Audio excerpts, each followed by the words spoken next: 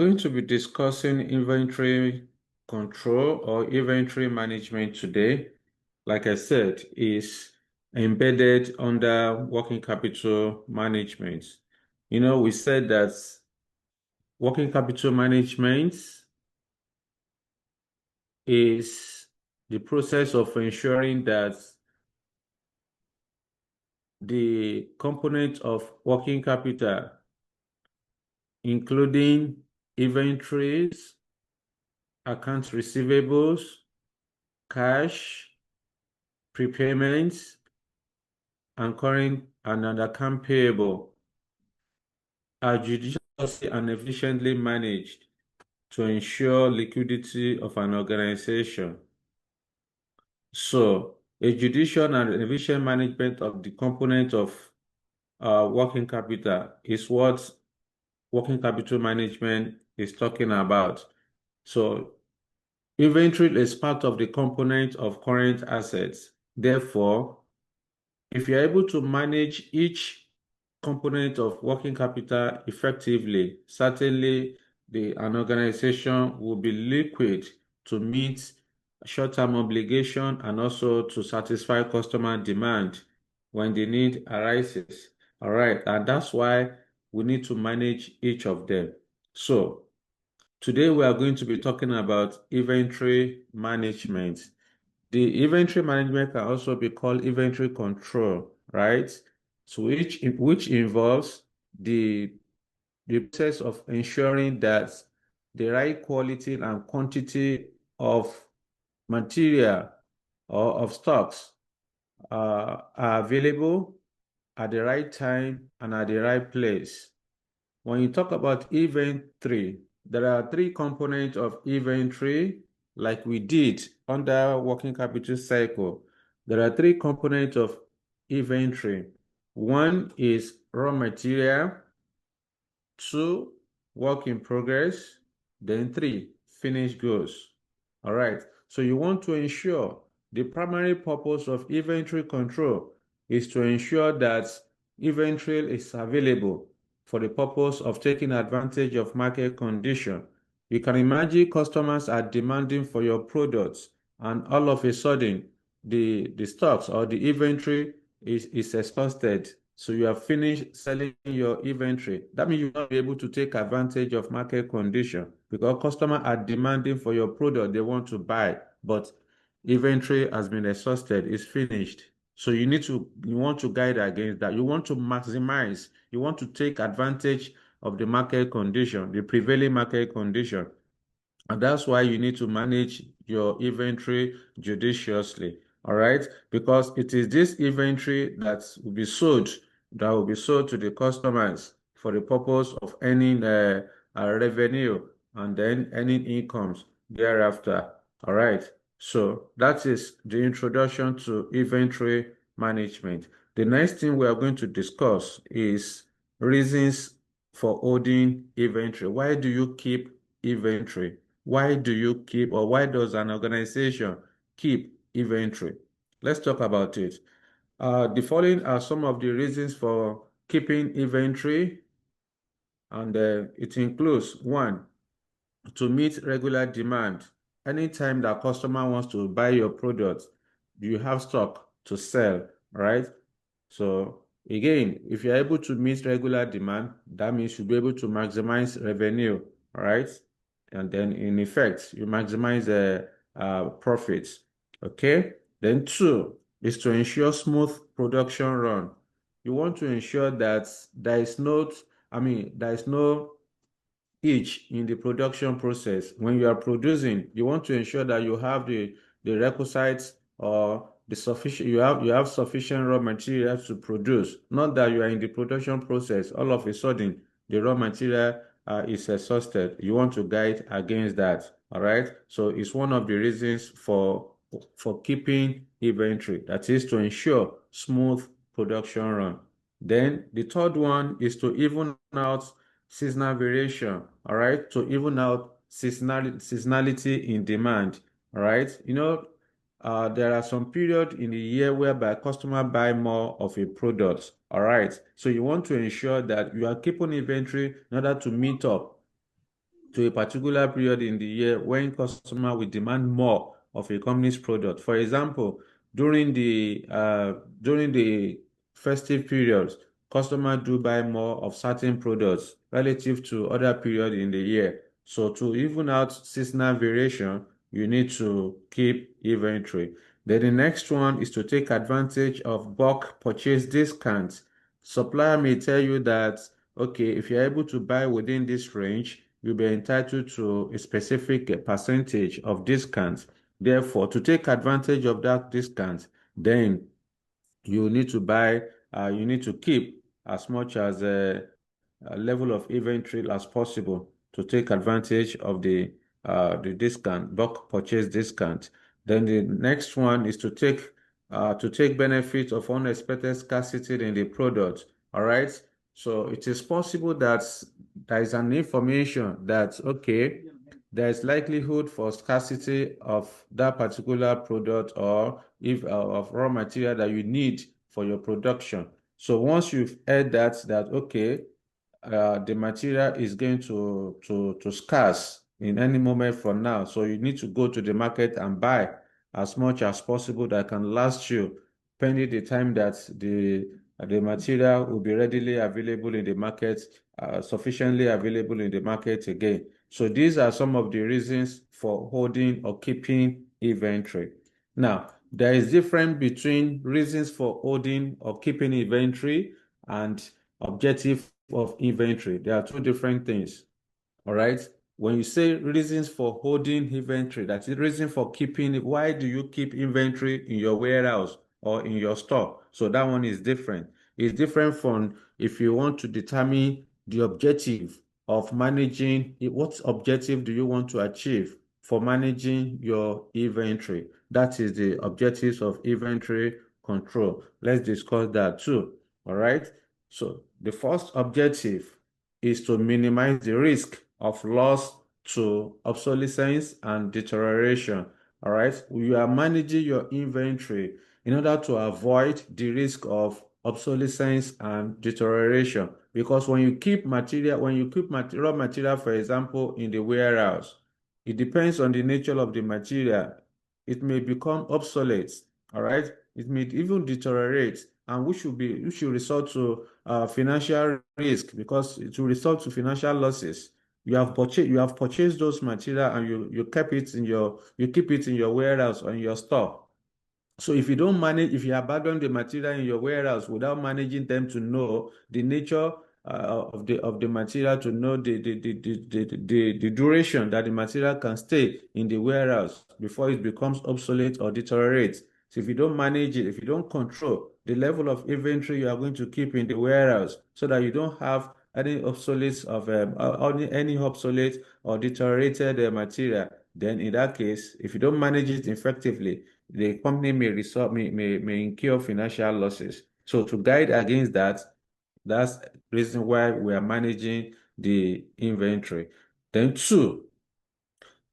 the two objective for the second objective of inventory control is to minimize capital investments in inventory. You want to ensure that you are not over investing in inventory, because when you over invest in inventory, that means capital is tying down. All right. And you want to avoid that.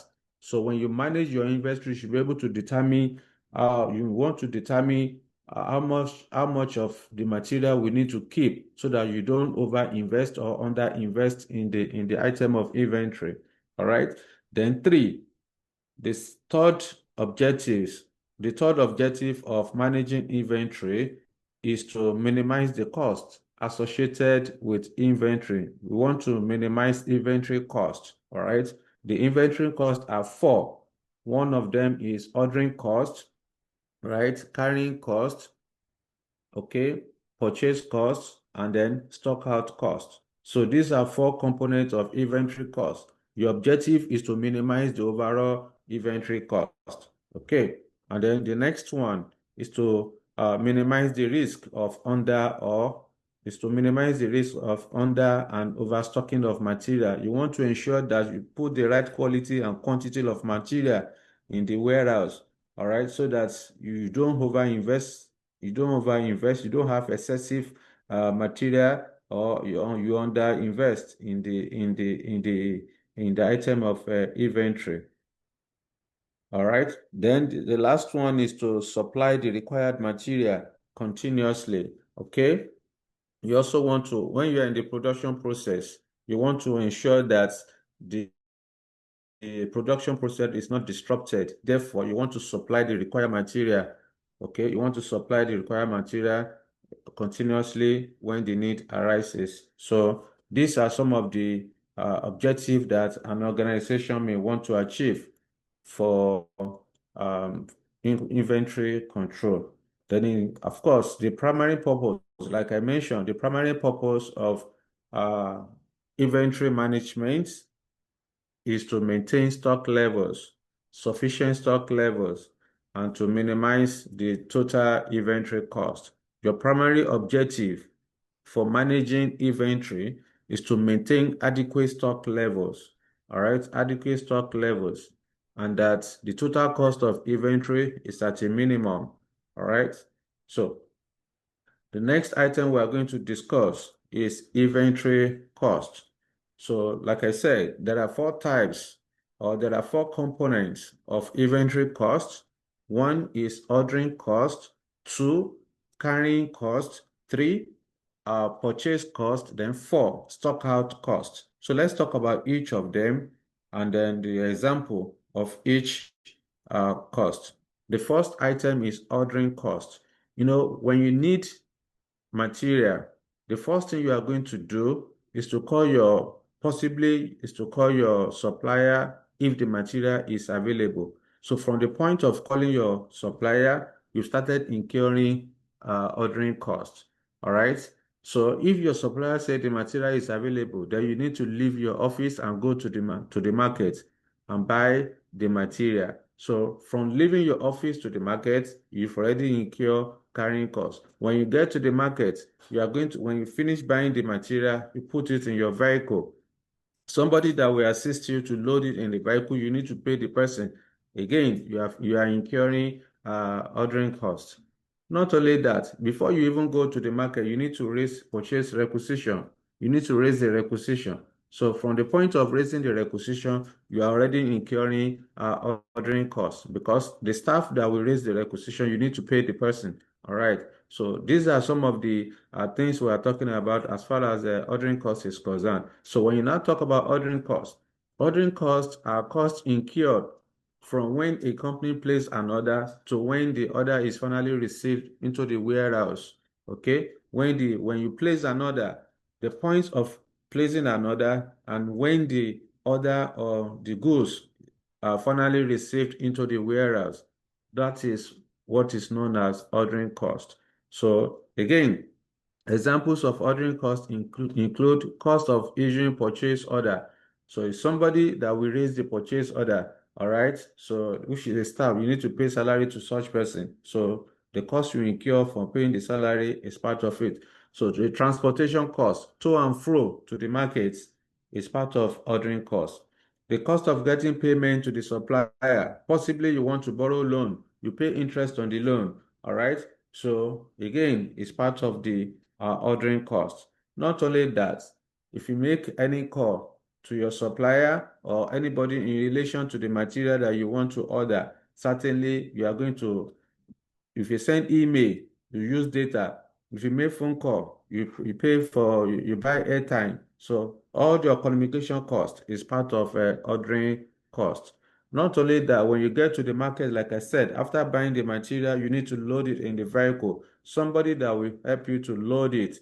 And then again, when you get to your factory or your office, you need to offload it. That will help you to offload. You need to pay them. All right. So all these costs that you incur from buying the material and receiving the material into your warehouse are what is known as a ordering cost. So the next one is carrying cost.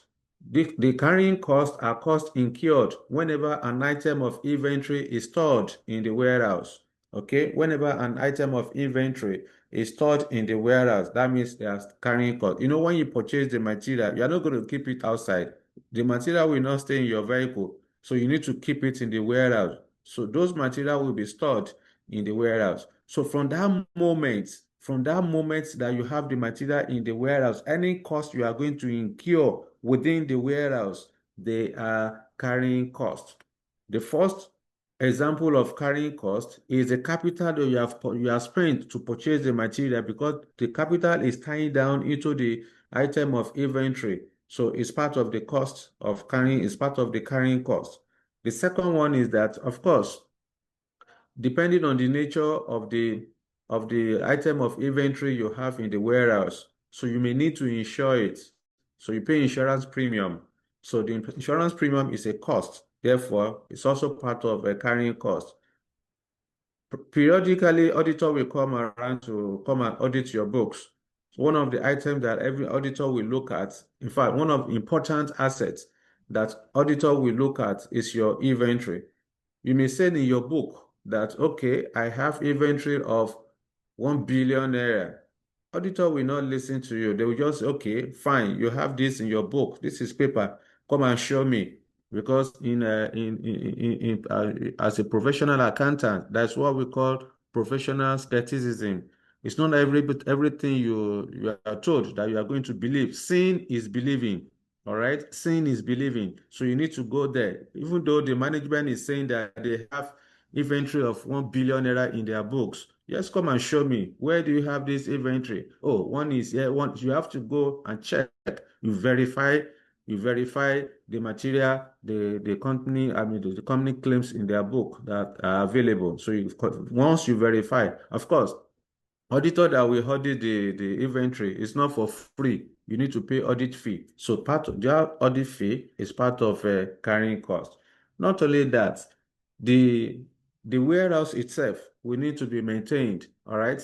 The company may want to do some kind of repair. They may need the warehouse may need repainting and all of that. Any cost that the company incur to maintain the warehouse is part of carrying cost.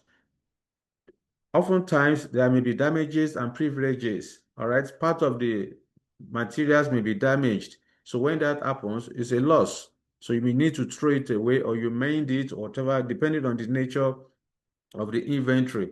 It is also possible if the material is a smaller item that can easily be stolen, then there could be privileges. Privileges is stealing of smaller item. You know, when you go to a supermarket, all right, some of the items they sell in the supermarket are very small in size and it can easily be stolen. Somebody can just just steal something and put it inside the underwear and you won't know. All right. And that's why when you go to most supermarkets of today, you see them having the CCTV within the supermarket in order to prevent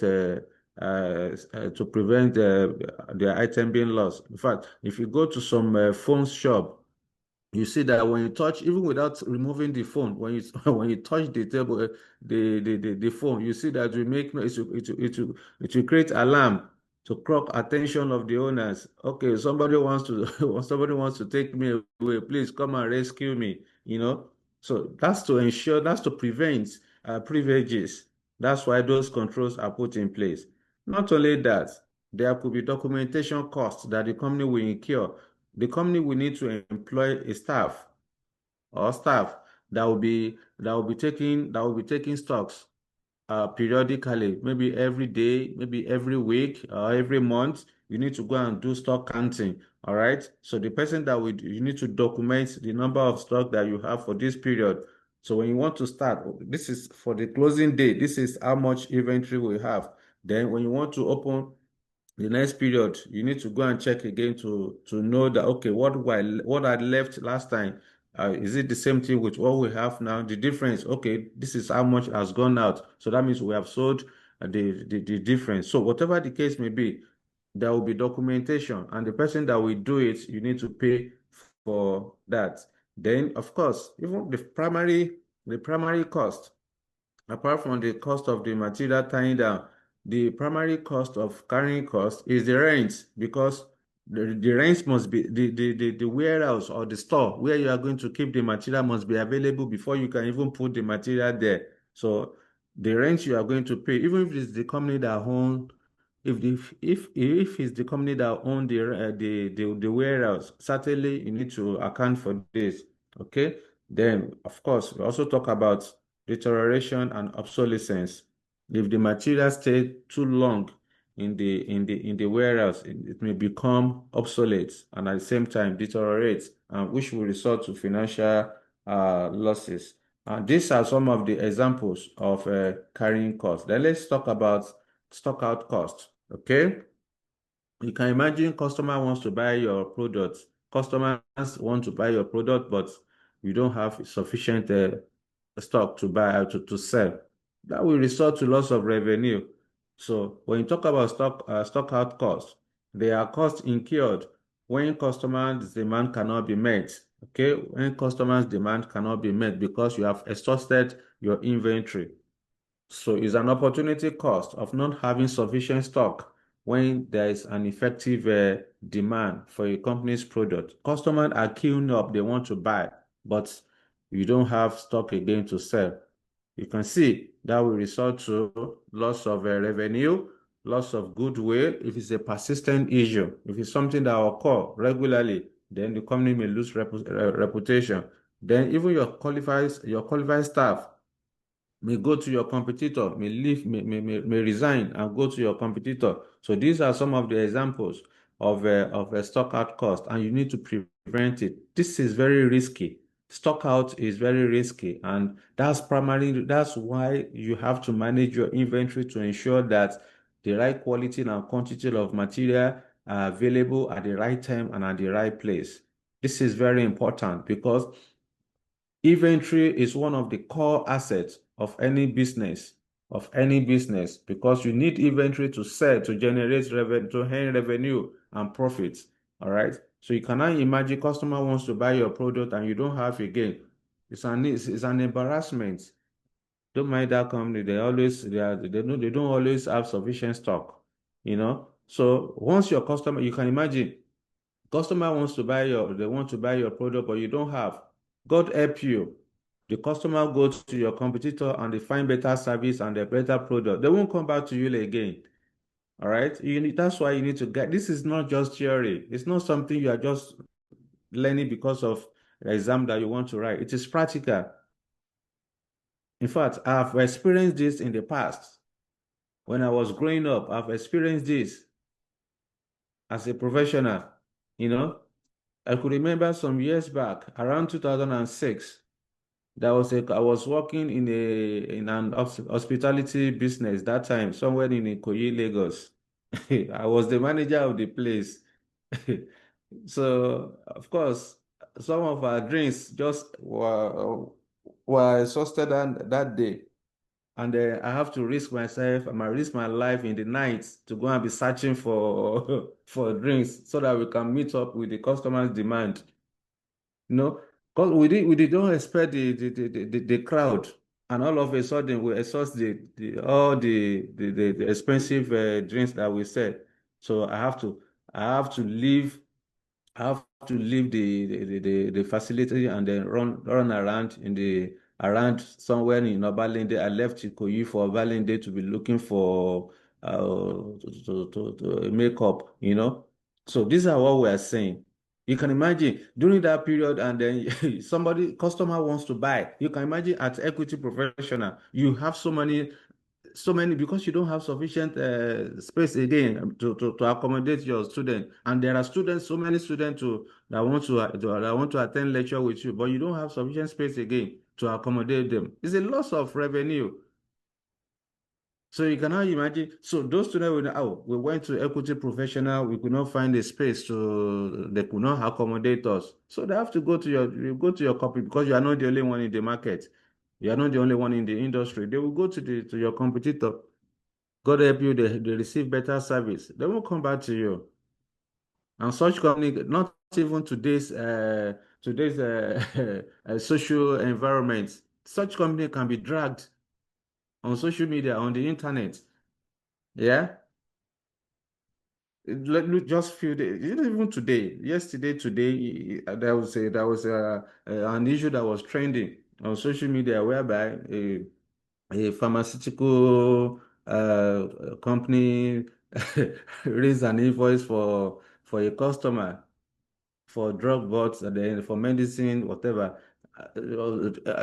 Somebody bought something of 6,000 naira, then you issue VAT of 2,000 naira. It's, I mean, well, VAT is 7.5%, and then you charge almost 30% VAT. They now say it was a mistake. It was not meant for VAT, it's a service charge. You can imagine. So anything, you have to be very careful as a company because you can be dragged. The reputation of a company can be dragged. You can imagine what happened. The review, is it chairman or something, that was a particular lady. The review a tomato, said that the tomato is salty, a bit salty or sugary, whatever. The issue is still in the court till this moment. So you have to be very careful as a company. So that's why you have to manage your inventory to ensure that you are not, you don't exhaust your, you must know the level is, you must have sufficient level of inventory that will be able to take care of your customer demand. Because that is why you are in the business. You want customer to patronize your product. So if you don't have sufficient product or whatever inventory to sell to your customer, why are you in business then? And that's why we have to manage this effectively. So that is if stock out cost. Then the last one is purchase cost. The purchase cost is the actual cost incurred for buying the item of inventory. So the actual cost incurred for buying the item of inventory is known as the purchase cost. The purchase cost per unit is constant, except if there is any quantity purchase, if there is any quantity purchase discount. So only when you have quantity discounts, then that's when the purchase price per unit may vary depending on the quantity you are buying. But other than that, the purchase price per unit is always constant. And okay, so that is basically that. Now, so far, we have talked about the introduction to inventory, reason for keeping inventory, objectives of inventory, and we just discussed inventory cost. So gradually we are getting to calculation. Then let's talk about economic order quantity, EOQ.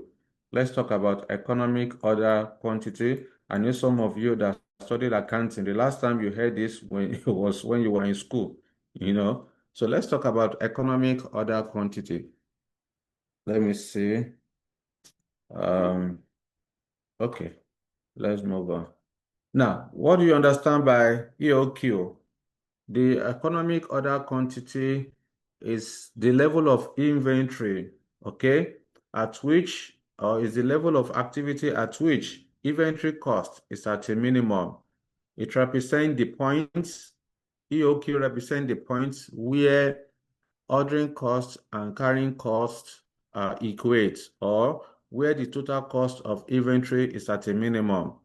Ordering economic order quantity represents the point where total uh, ordering costs and total carrying costs equate, or where the total cost of inventory is at a minimum. It is the level of activities at which inventory cost is minimized. All right, so that's basically economic order quantity. There are some non-practical assumptions of EOQ. The underlying assumptions of EOQ include: one, purchase price is known and constant. That is, all these assumptions for EOQ model to be able to work effectively, all these assumptions must be present. Other than that, it doesn't have any any practicability. All this assumption it does not work in practice. All right. But for the assumption for the EOQ, for the economic order quantity model to work effectively, then these assumptions must be present. One is that purchase cost is known and constant. All right. Remember, we said purchase cost is the actual cost incurred for buying the item of inventory. And we said that purchase price per unit is constant, except there is quantity discounts. Then number two, annual demand is known and constant. That is, it doesn't fluctuate. annual demand is known and constant. That is, all the materials we are going to use from January to December, you know them in advance and they are constant. It will not change, which you can see that. How is that possible? All right. It's not possible. Then number three is that ordering costs is known and constant. Okay, all those costs you are going to incur to place the order, and when you finally receive the order, whatever cost you incur, all of them is known and constant. Again, this is not realistic. Then number four, carrying cost is also known and constant. All right, carrying costs are those costs incurred in keeping the item of inventory in the store or in the warehouse. Okay, so all those costs that you are going to incur, like your rent, like the insurance, the audit fee, okay, the cost of deterioration and obsolescence, beverages, all of that, they are known and constant. That's what the assumption is saying. Then lastly, replenishment is instantaneous, immediate. All right, replenishment is instantaneous. That is, immediately once you exhaust the material, immediately you place a new order.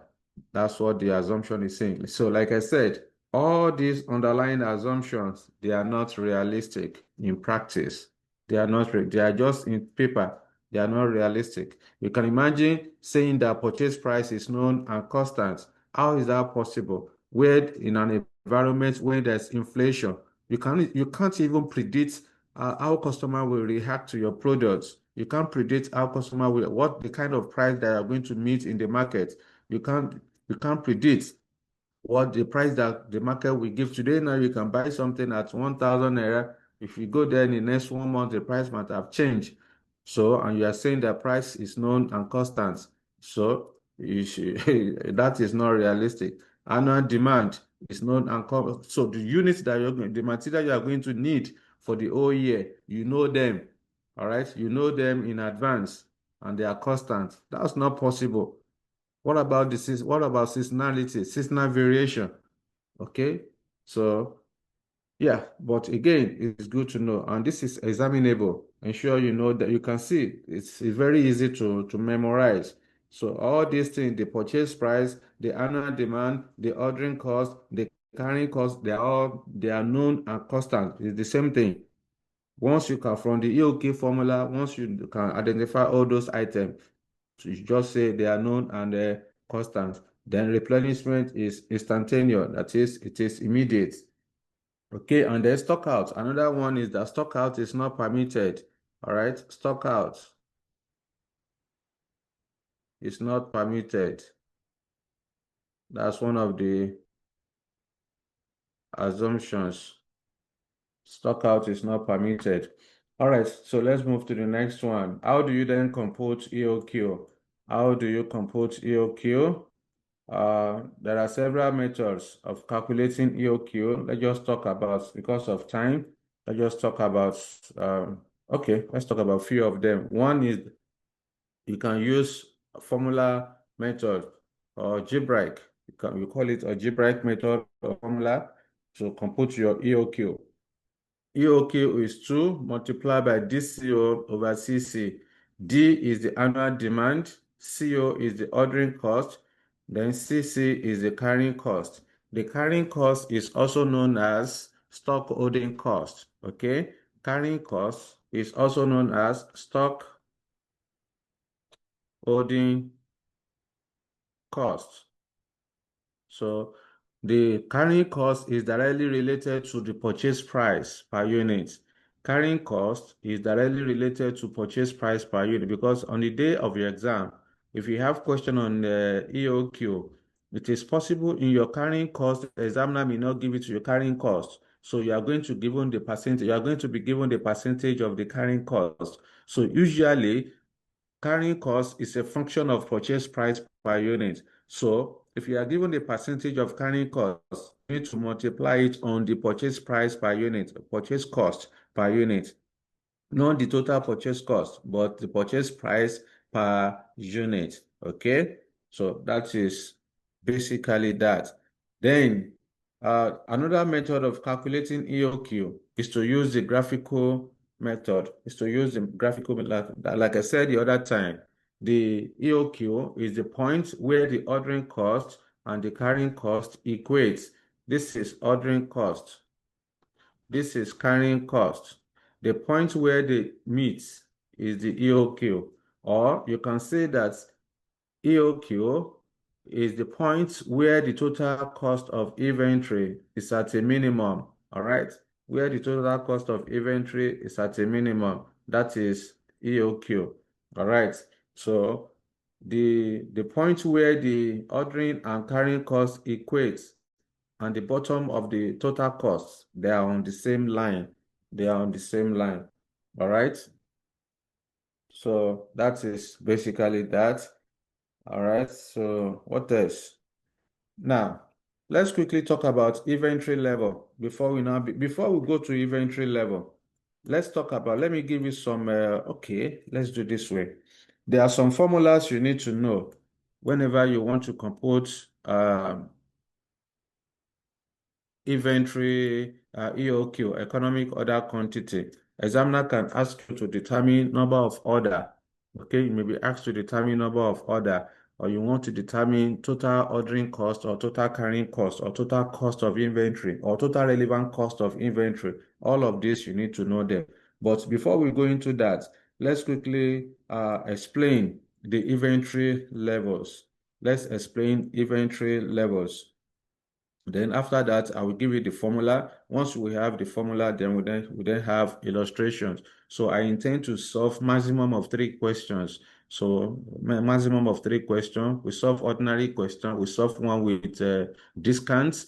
Then we solve another one that relates to inventory level. So because of time, next week is the last lecture for this period. So let's talk about inventory level, and we still have business valuation. Okay, I need time. I need time. Minimum of 2 or 3, minimum of 2 periods for us to be able to do justice to business valuation. All right. So let's move on. Let's talk about inventory level.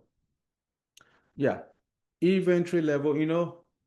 The other time we said that the reason for uh the reason for managing inventory, one of the objectives of inventory control is to ensure that the right quality and quantity of material is available to meet regular demand.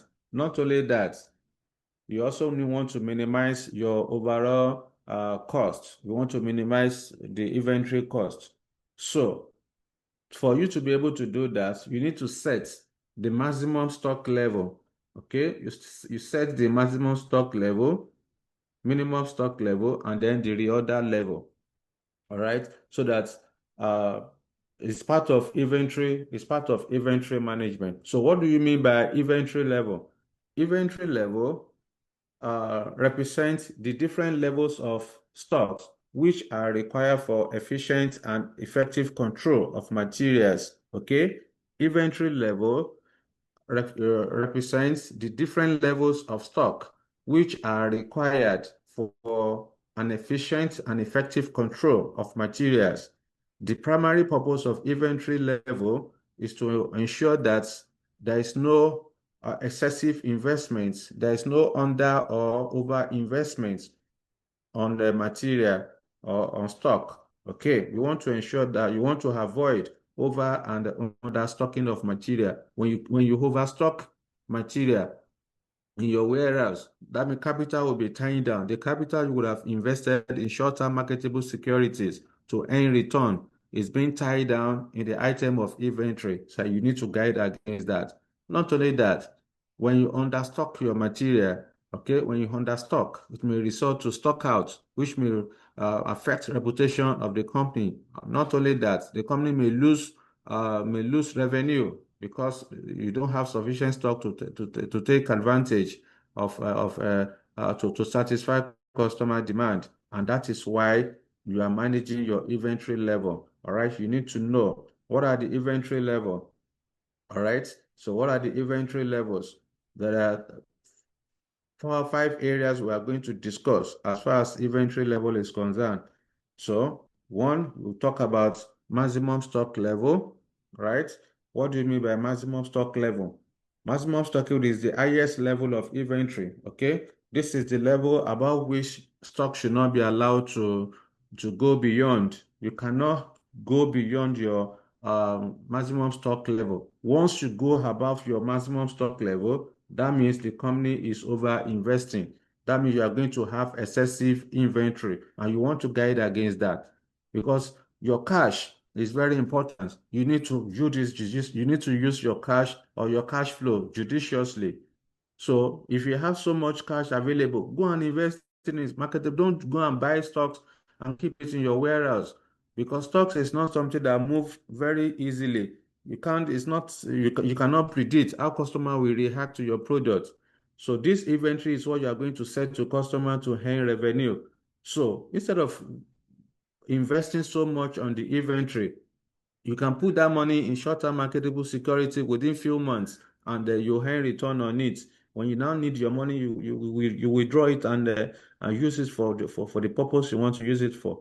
All right. So the maximum stock level is the level of inventory above which stock should not be allowed to go beyond. Otherwise, the company will be over investing in inventory. All right. So it is the amount of inventory that should not be allowed to exceed or that should not be exceeded. Okay. So what are the factors when you want to set your maximum stock level? What are the factors you need to consider? One of the factors is the capital investment, the amount you are going to invest to buy the inventory, to buy the stocks. Okay, the amount you are going to spend to buy because if you don't have the capital, you will not be able to buy the material. All right. So the amount of material, the amount of capital you have will depend on the the amount of material that you are going to buy. Okay. Then the second one is reliability of sources of supply. Okay. If your supplier is reliable, then your maximum stock level should not be too high. Since you know that anytime you call on your supplier will deliver. So if that is the case, since you have a reliable supplier who can satisfy your existing capacity level, then your maximum stock level should be reasonable enough. Then the next one is risk of price fluctuation. If price is not stable, then it's better you just buy your maximum stock level should be as high as possible. All right, to guide against to avoid that fluctuation so that the price fluctuation will not affect your business. All right, because when price fluctuates, just going up and down, gyrates. So that it may increase, come down, increase, come down. You can also continue to just be increasing, So, and you want to avoid that. Then the next one is availability of storage space. So the amount of material you are going to keep in your warehouse will depend on the storage space that you have. Therefore, your maximum stock level will depend on the level of your storage space. Okay, so that is for that. Let me just mention one more. Okay, the next one is the warehouse rents. Okay, the warehouse rents. So the bigger the size of your warehouse, the bigger the amount you are going to pay as rent. Okay, the bigger your rent, you see. So, and then if you want to store, if you want your maximum stock level to be as high as possible, that means you need a larger space. So the larger the office, the warehouse space, then the more or the higher the amount of rent that you are going to pay as a company. All right. So every other item there, you can just go through it. Then the last one we are going to touch under maximum stock level is how do you estimate? What is the formula to calculate maximum stock level? All right.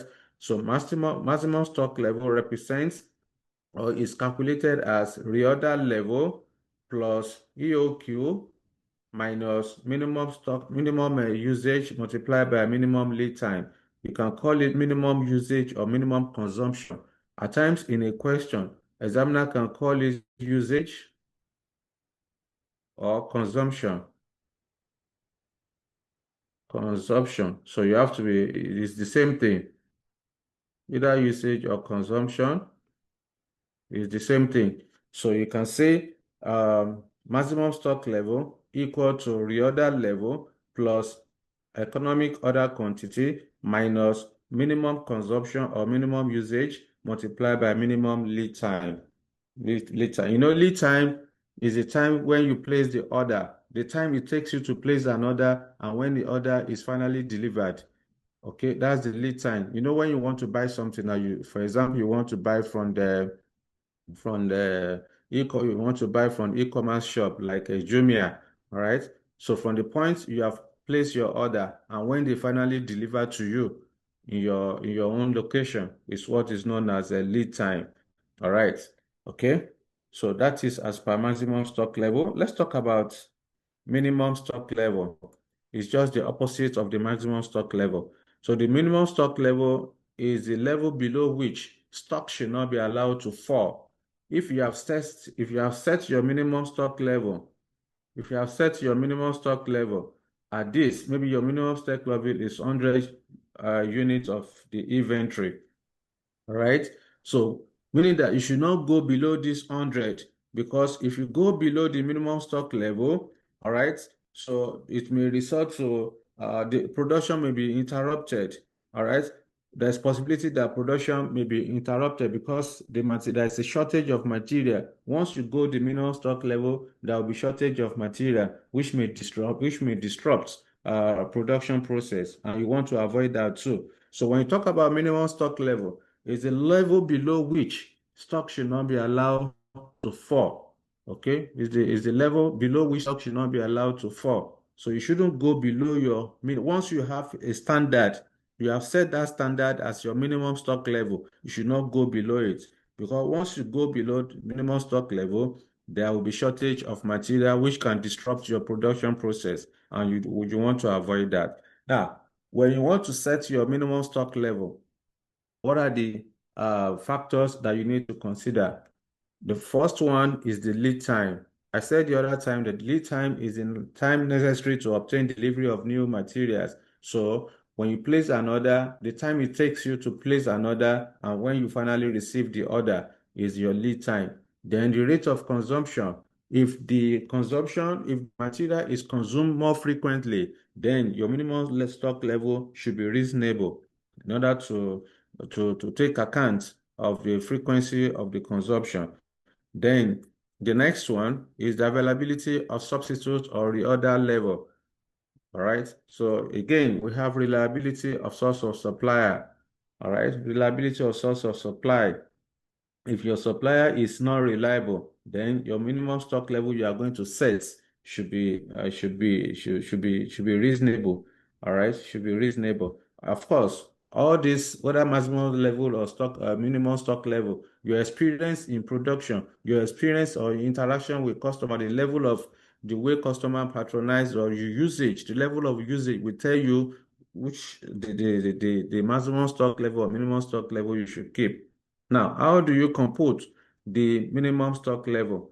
Minimum stock level is the reorder level. They are very close, but there is a little difference between the formula for calculating maximum stock level and then the minimum stock level. So for the minimum stock level, it is the reorder level minus average usage multiplied by average lead time. You know, maximum stock level is reorder level plus EOQ minus minimum usage multiplied by minimum lead. So you should know that when you are calculating maximum stock level, it is minimum usage. When you are calculating minimum stock level, it is average usage. And the average usage is the highest material consumed plus the lowest material consumed. All right. Or depending on what you have in the question. If, for example, from January to June, January, February, March, April, May, and June, you are given material for each period. There are material consumed for each period, and you want to find the average. You have these are six period, January to June. So you are going to add up all the material consumed for each period. So you add it up. So making total material for the period. Since you have 6 items, 1, 2, 3, 4, 5, 6, then you need to divide the total by 6 to get the average. If it's only two that you have, January, two periods, January and February. You add the two together, you divide it by two. All right, it will give you average because in most cases, examiner will not give you the average usage. You may be the one to determine it. All right, so watch out. Then we have two more to go under this. What do you mean by reorder level? Let's talk about reorder level. The reorder level is the point at which it is important to raise a new requisition. All right. You need to, once you have reached the reorder level is the point the item of inventory must reach before placing a new requisition. All right. Or before raising a purchase order or initiate purchase requisition. So let's say, for example, you have set your reorder level to be 200 units, okay? You have set your reorder level to be 200 units. Once your inventory has reached this 200, you need to place a new requisition. That's the meaning of reorder level. It is the point at which it is essential to initiate purchase requisition. So once you have reached your reorder level, immediately, instantly, you need to raise a new requisition. So it is the point at which stock on a particular item has diminished to a point where it needs to be replenished. Okay, so that is reorder level. How do you then compute reorder level? Reorder level is maximum usage or consumption multiplied by maximum lead time. Okay, maximum usage multiplied by maximum lead time. That will give you the reorder level. Then the next one we want to talk about is the average stock level. Average stock level. The average stock level shows the average stock held by a firm. Okay, it shows the average stock held by a firm. It is computed as maximum stock level plus minimum stock level divided by 2. Okay, average stock level is calculated as maximum stock level plus minimum stock level divided by 2. That will give you average stock level. And the last one is inventory turnover level. Okay, inventory turnover level. What do you mean by inventory turnover level? It is the ratio that shows how many times a company sold item of inventory and then replaced the item and replace the inventory over a given period. All right.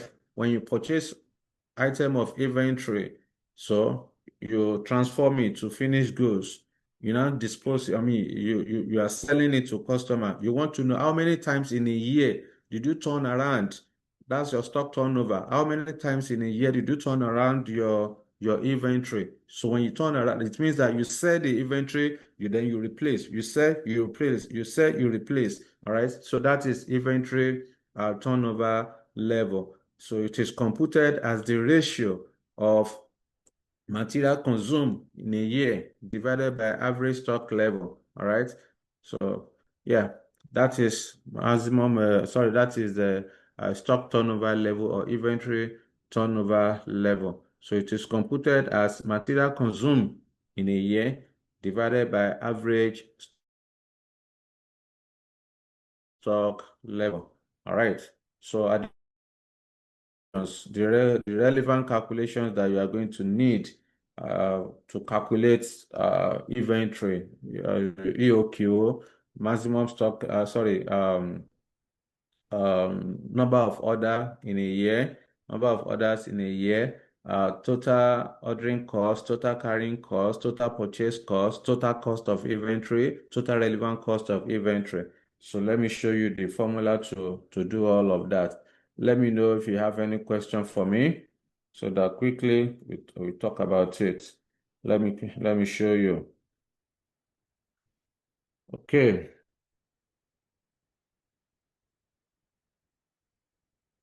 so let me call it relevant formulas.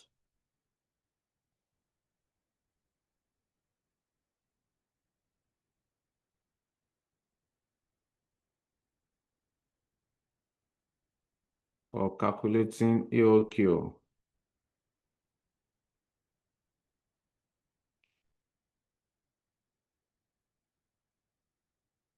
Okay, let me just say relevant formulas. So I've already shown you earlier the formula for EOQ, but let me just rewrite it. We said that economic order quantity is computed as the square root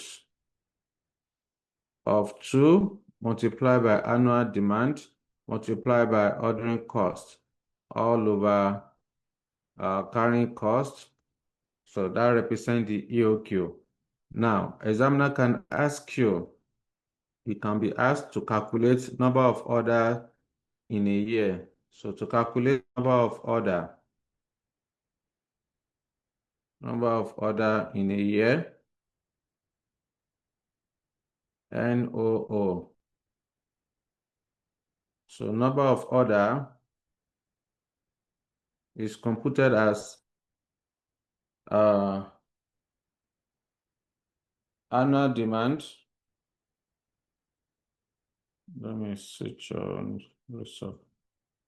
Yeah, number of order is the annual demand divided by EOQ.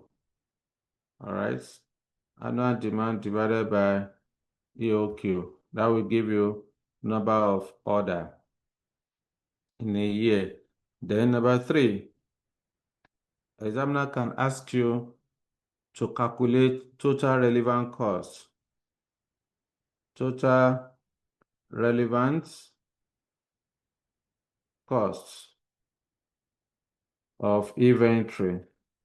There is difference between total relevant cost of inventory and then total cost of inventory. There are two different things. Let me D equal to annual demand, Q equal to economic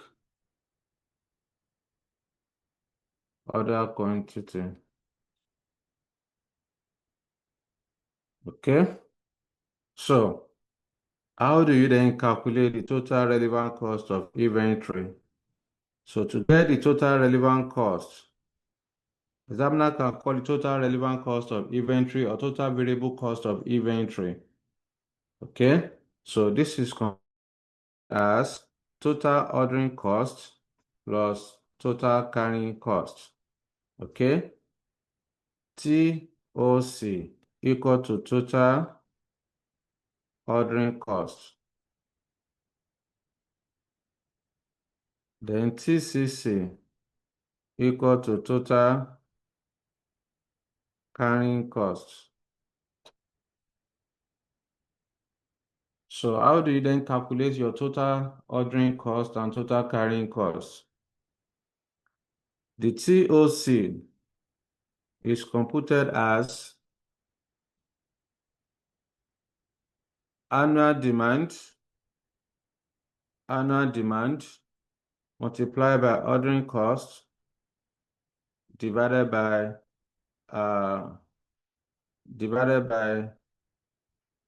hold on, let me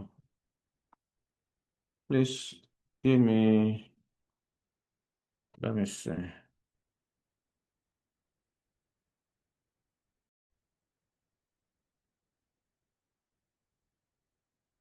So, like I said, to calculate total ordering cost, it is annual demand multiplied by ordering cost, then divided by EOQ.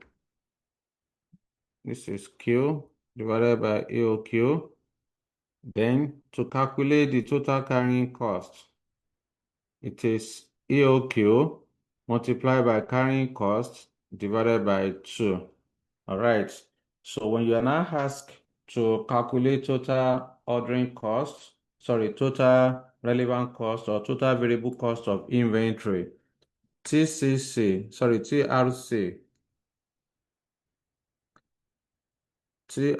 will then be equal to DCO divided by Q plus QCC divided by 2. All right. So this is the formula for calculating total relevant cost or total variable cost of inventory. Then the last one is to calculate total cost of inventory.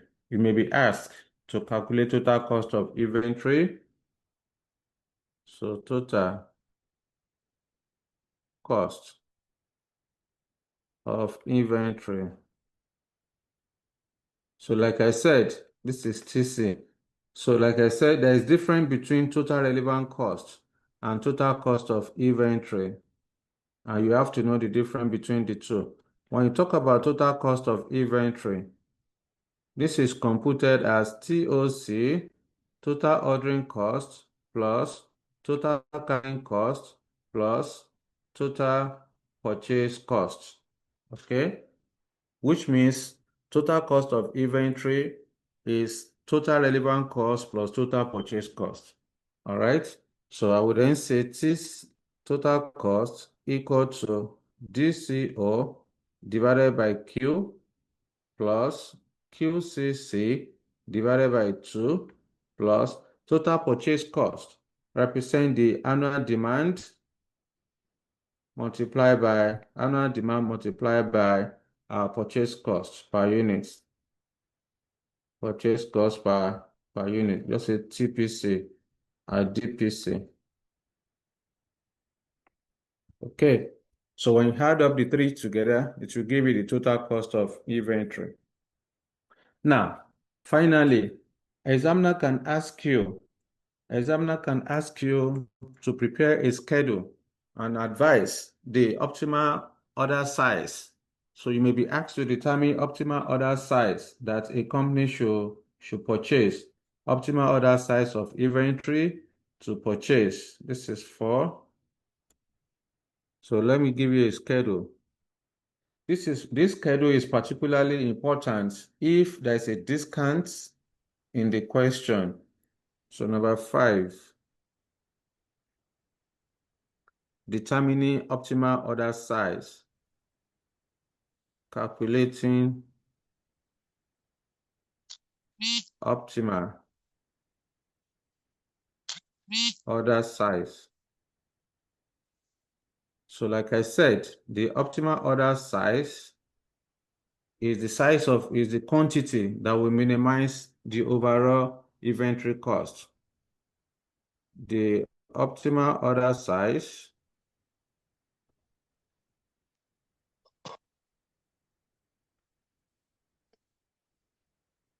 is the quantity of inventory, or is the quantity that we minimize, is the quantity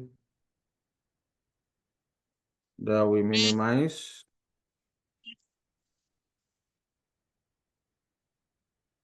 the total relevant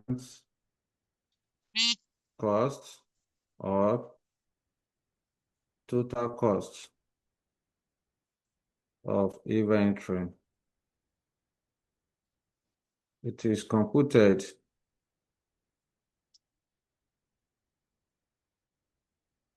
using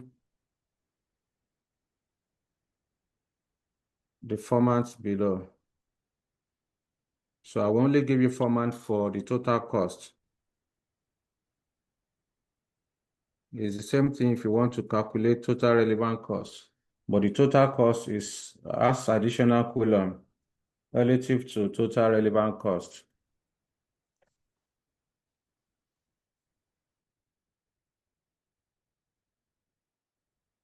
Okay, so if you want to calculate total ordering cost, if examiner is asking you to determine the optimal order size to minimize the total inventory cost, then in this case, you are going to create about 6 or 7 columns.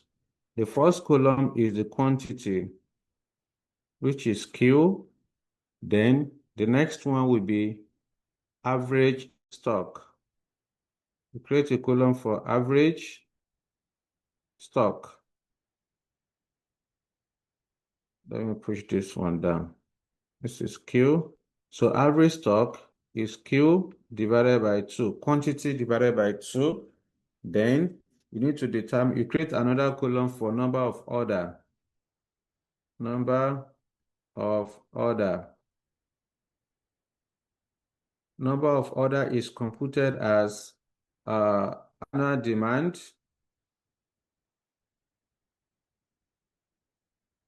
It is computed as annual demand divided by quantity.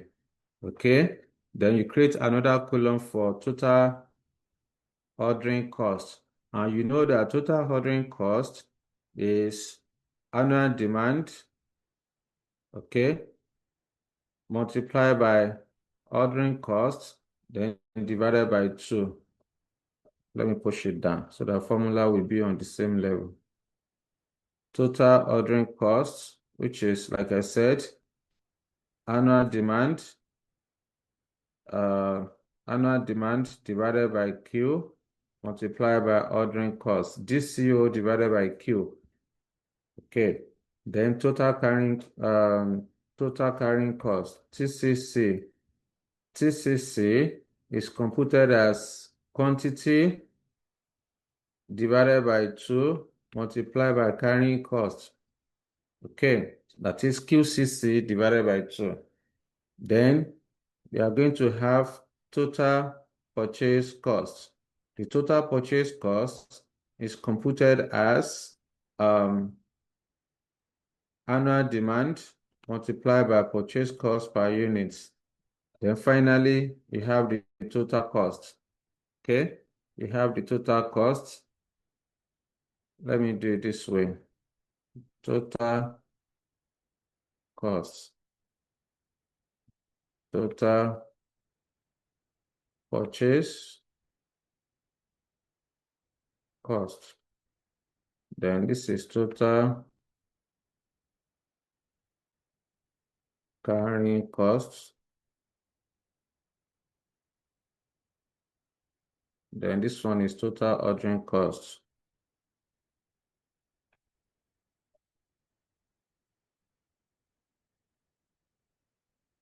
Okay, then total cost. The total cost is the three of them, which is the total ordering cost. Let me shorten it. Total ordering cost plus total carrying cost plus total purchase cost. Let me give it space. So TOC plus TCC plus TPC. All right. So these are the relevant for any time you are asked to calculate the number of the optimal order size to minimize total cost of inventory. This is the format you are supposed to use. 1, 2, 3, 4, 5, 6, 7.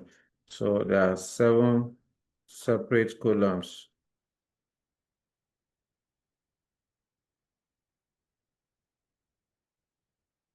So these are the relevant formulas that you are going to need under inventory controls.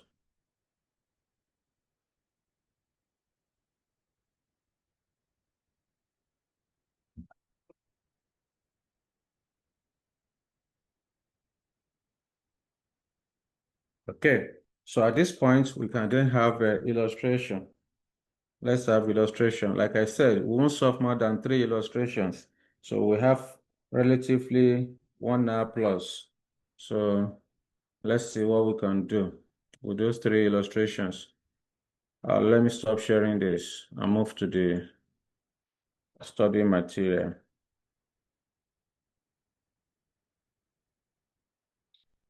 Okay, let me look for questions.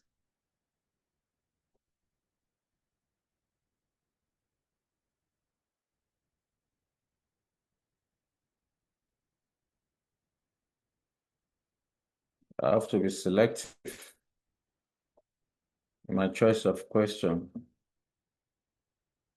All right, let's start with this illustration number 4. I need one of you. Yeah, that reminds me. Angela, I'm not sure you're in this class. You crossed my mind few about some hours ago. I wanted to say hi, but I forgot again. She's not online. Yeah. She told me yesterday she's not been feeling fine. That's why she did not join our class on Saturday. Okay. Yes, I need one. Where is Kemi? Hey, Kemi too have she's been avoiding classes. This is straight short time that Kemi will not attend the class. Anyway, who will help us to read? Who is helping us? Adanne, you want to try? Thank Okay, you. sir. Good evening.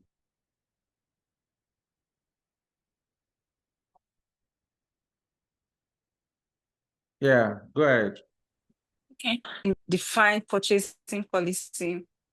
Eh, St- no, I didn't get that. I don't know whether it's my own network. I can't hear you. Hello? Can you hear me? It's My breaking. network's not really good. Okay, don't Yeah, worry. it's Let me breaking. call. It's breaking. Let another person read it. Okay. Yeah. Yes, who will help us? Let me call another person. Ayodeji, can you help us to read? Sir. The one you have in your screen. Illustration number 4, page 110. Page Okay, sir, 110, no problem, illustration. sir. So go ahead. Washington Limited is a manufacturing company with no properly defined purchase policy for its major raw material. The monthly demanded of which is 2,500 units. You have you, you have been recruited as the Hold management on. Hold on, accountant Ayo. and you have been Ayo, informed by the Ayo, hold on. committee. Ayo, hold on. Hold on. I don't know whether it's my network. The line is breaking. I don't know. I can't hear you clearly. It's breaking. Maybe it's my network. I don't know. Can you guys hear me clearly? Yes, we Yeah, Hello? can hear you listen. clearly, but Ayo's Uh-huh. line is breaking. I was thinking because yeah, okay. I was wondering maybe it's my own from my own side. So somebody should help us. One of you that just spoke now, your voice was very clear. One of you should help us, please. Can you hear me? Hello? Yes, Amara, go ahead. Watson Limited is a manufacturing company with no properly defined purchasing policy for its major raw material, the monthly demand of which is 2,500 units. You have been recruited as the management accountant, and you have been informed by the purchasing manager that the purchasing cost of material for a month's consumption is 25,000 naira, and that annual carrying cost per unit is 10% of the cost of material, while the ordering cost is 600 naira per order. You are required to 1. Calculate the economic order quantity. 2. Total relevant or variable cost of and holding holding the raw material for a year. 3. The total stock cost per annum. B. Prepare a schedule of annual relevant or variable costs of pursuing a purchasing policy of ordering and the following units at a time: 2,500 units, 5,000 units, 10,000 units, and 15,000 units. Determine the optimal order size. Yeah, thank you, Amarachi. Yes, that is the question. Okay, we still have number C. Okay. Yes. As Assuming the supplier of this major raw material is now willing to offer some discount on the following basis, the information said to be correct. Determine the optimal order size. All right. Thank you very much, Amarachi. And then Ayodeji, thank you too. The network will now allow you to finish reading the question.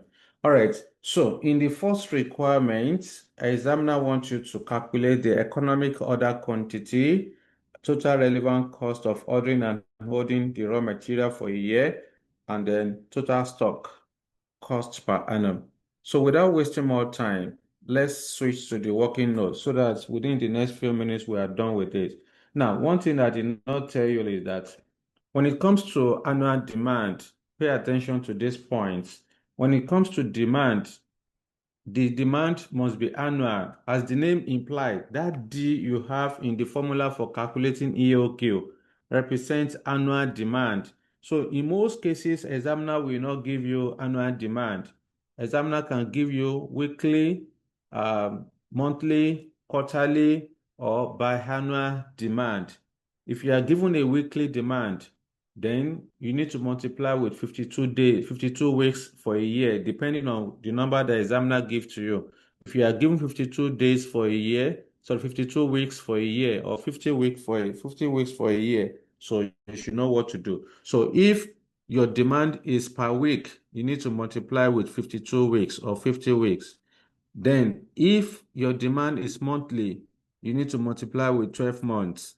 If your demand is quarterly, you need to multiply by 4. If your demand is biannually, then you have to multiply by 2. So you need to know all of this. Like I said, the annual demand will not be given to you. You are the one that will determine it.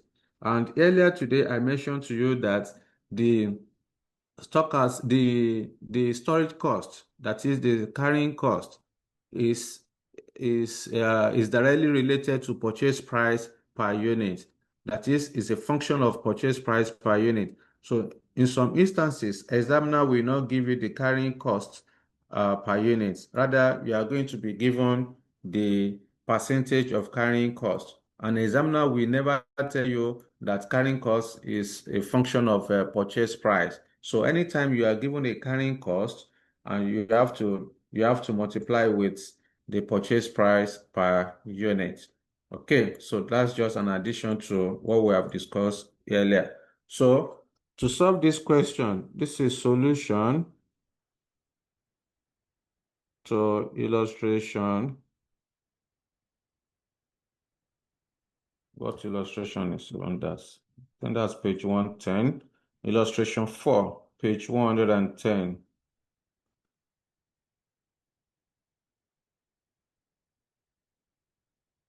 Okay. Now, the name of the company is Washington.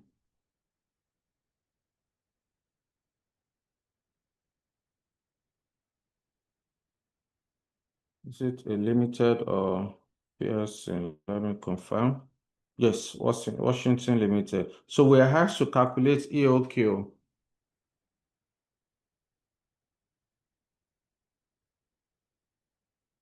Number A1.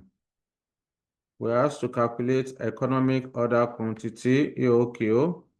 And you know that EOQ is computed as the square root of 2 multiplied by annual demand multiplied by ordering cost divided by carrying cost.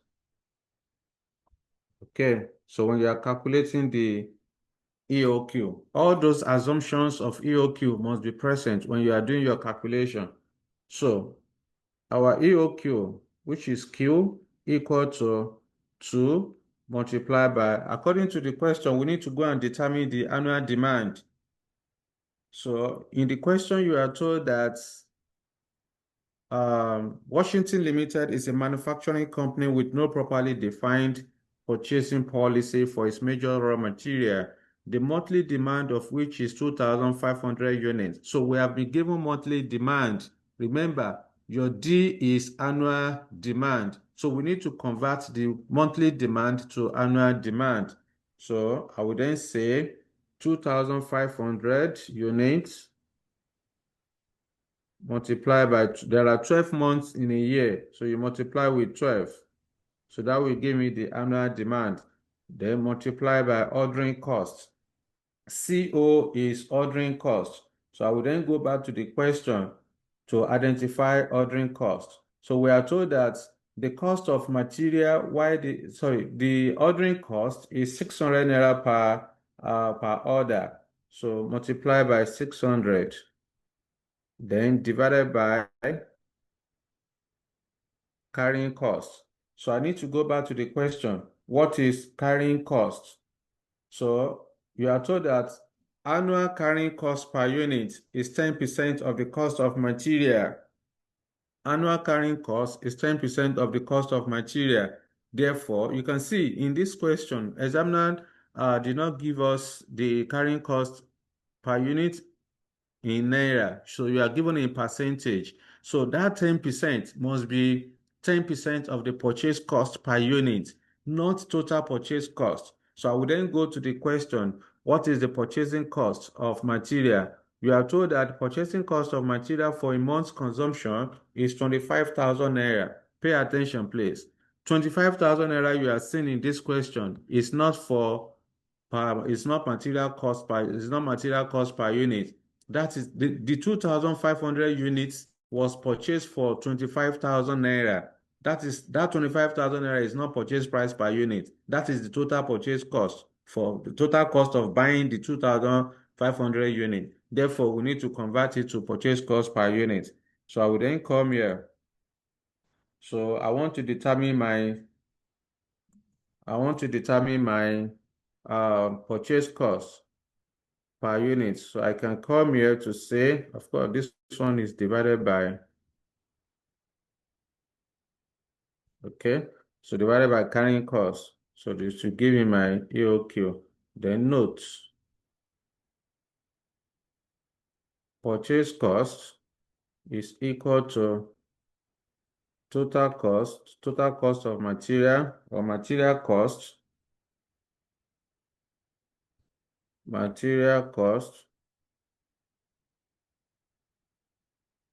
divided by the unit purchase. So according to the question, we are told that monthly demand is 2,500. So divided by monthly demand, this is equal to 25,000 naira divided by 2,500 units. So this will give us a 10 naira. So purchase price per unit is 10 naira. Therefore, carrying cost, let me push it down.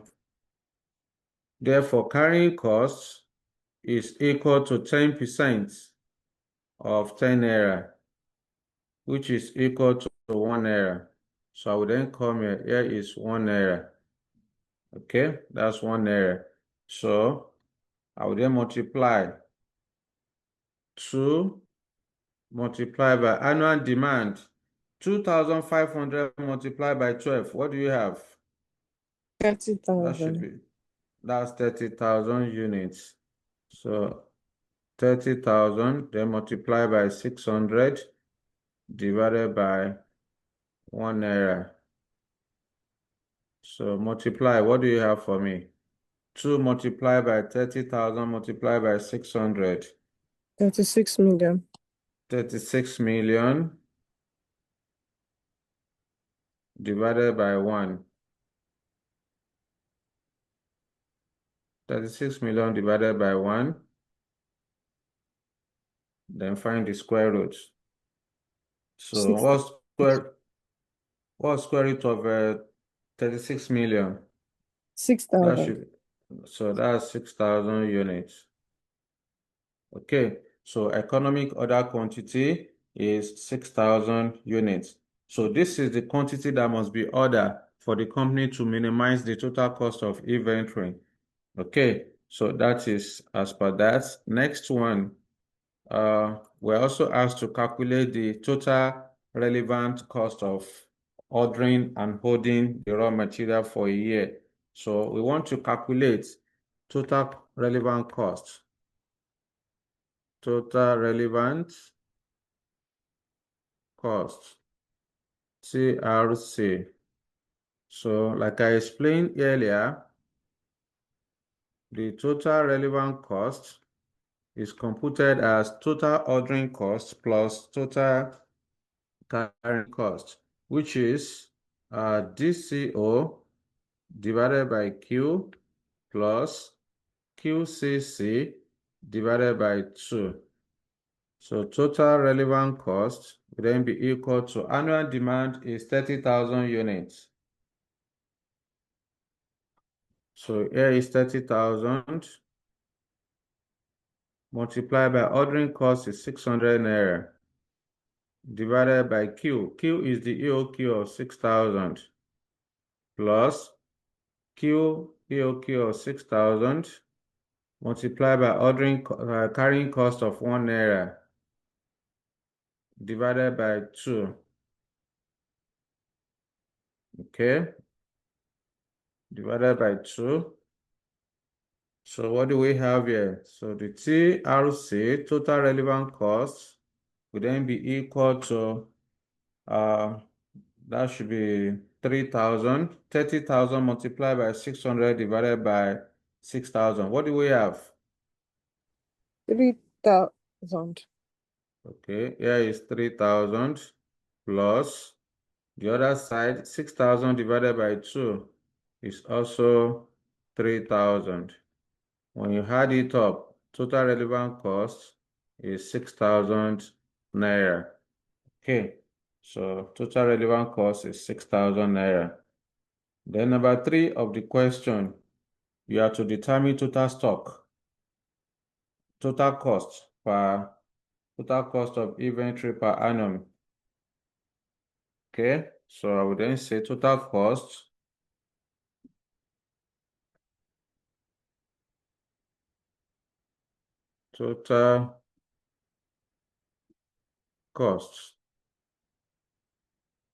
TC.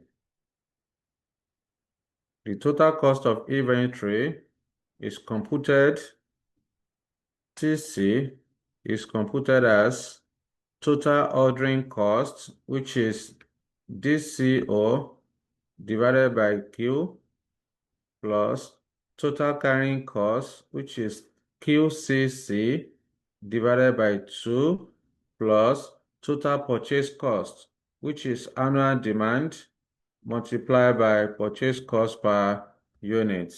Okay. So in this case, the total cost will then be equal to D, annual demand is 30,000 units plus ordering cost of 600 naira divided by the EOQ of 6,000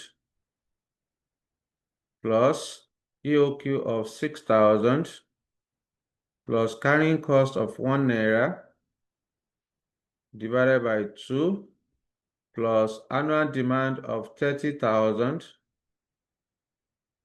multiplied by purchase cost per unit of 10 naira. Remember, purchase cost was not given to us. The purchase cost per unit was not given. We are the one that calculated it. Therefore, 3,000 TC, total cost, equal to 3,000 plus 3,000 plus 300,000.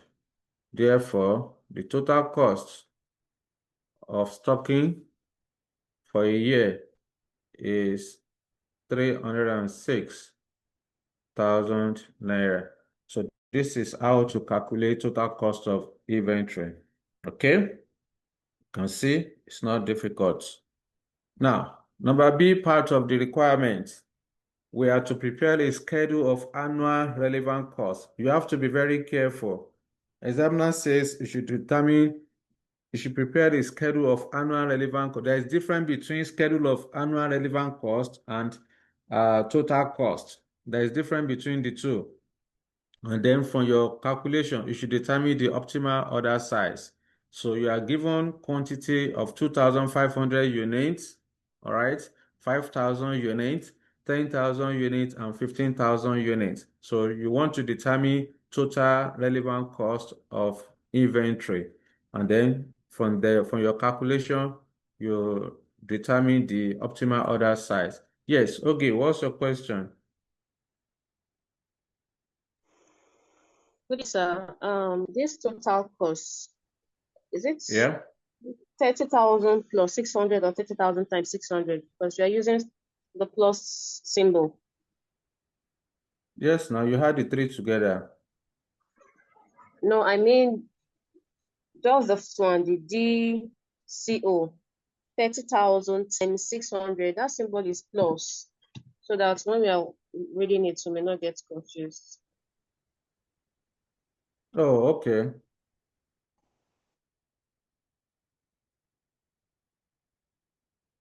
Yeah,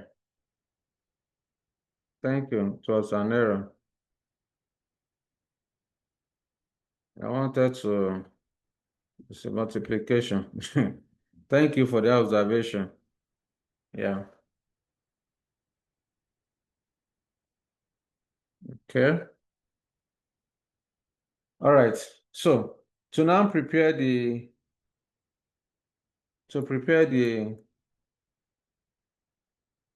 examiner is asking us to prepare a schedule of showing total relevant cost of inventory. All right. I can say total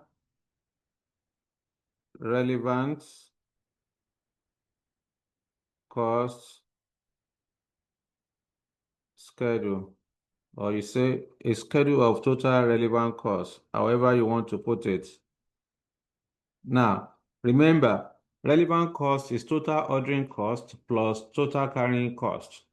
So, to do this, to prepare the schedule, the same format I gave to you earlier is what you are going to use, except that the total purchase cost will not be there. So this will be quantity. Then we are going to have average stock. You have number of order. After that, we have total ordering cost, which is total ordering cost. Let me say this is Q. This is Q divided by 2. This is D divided by Q. Then total ordering cost will then be equal to D over Q multiplied by CO. Then total carrying cost, which is Q quantity divided by 2 multiplied by carrying cost. Then total relevant cost, TRC. TRC will then be equal to total ordering cost plus total carrying cost. So this is the format for calculating the schedule for total relevant cost.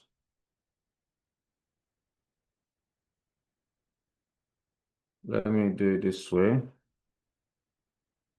TRC schedule.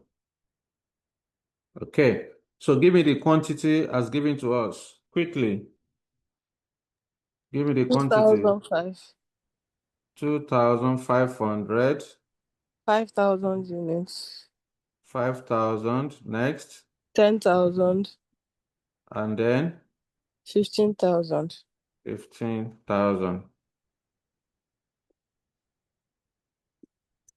So to now get the average stock is quantity divided by 2. So 2,500 divided by 2 will give us 1,250. Here is 25. Here is 5,000. Then here is 7,500. To get number of order in a year, annual demand divided by quantity. Remember, based on our calculation, annual demand is 30,000 units. Therefore, 30,000 units divided by 2,500. What do you have? 30,000 units 12. divided by 12 times. So we place order 12 times in a year. 30,000 units divided by 5,000, 6. 6. 30,000 divided by 10,000 will give us 3 times.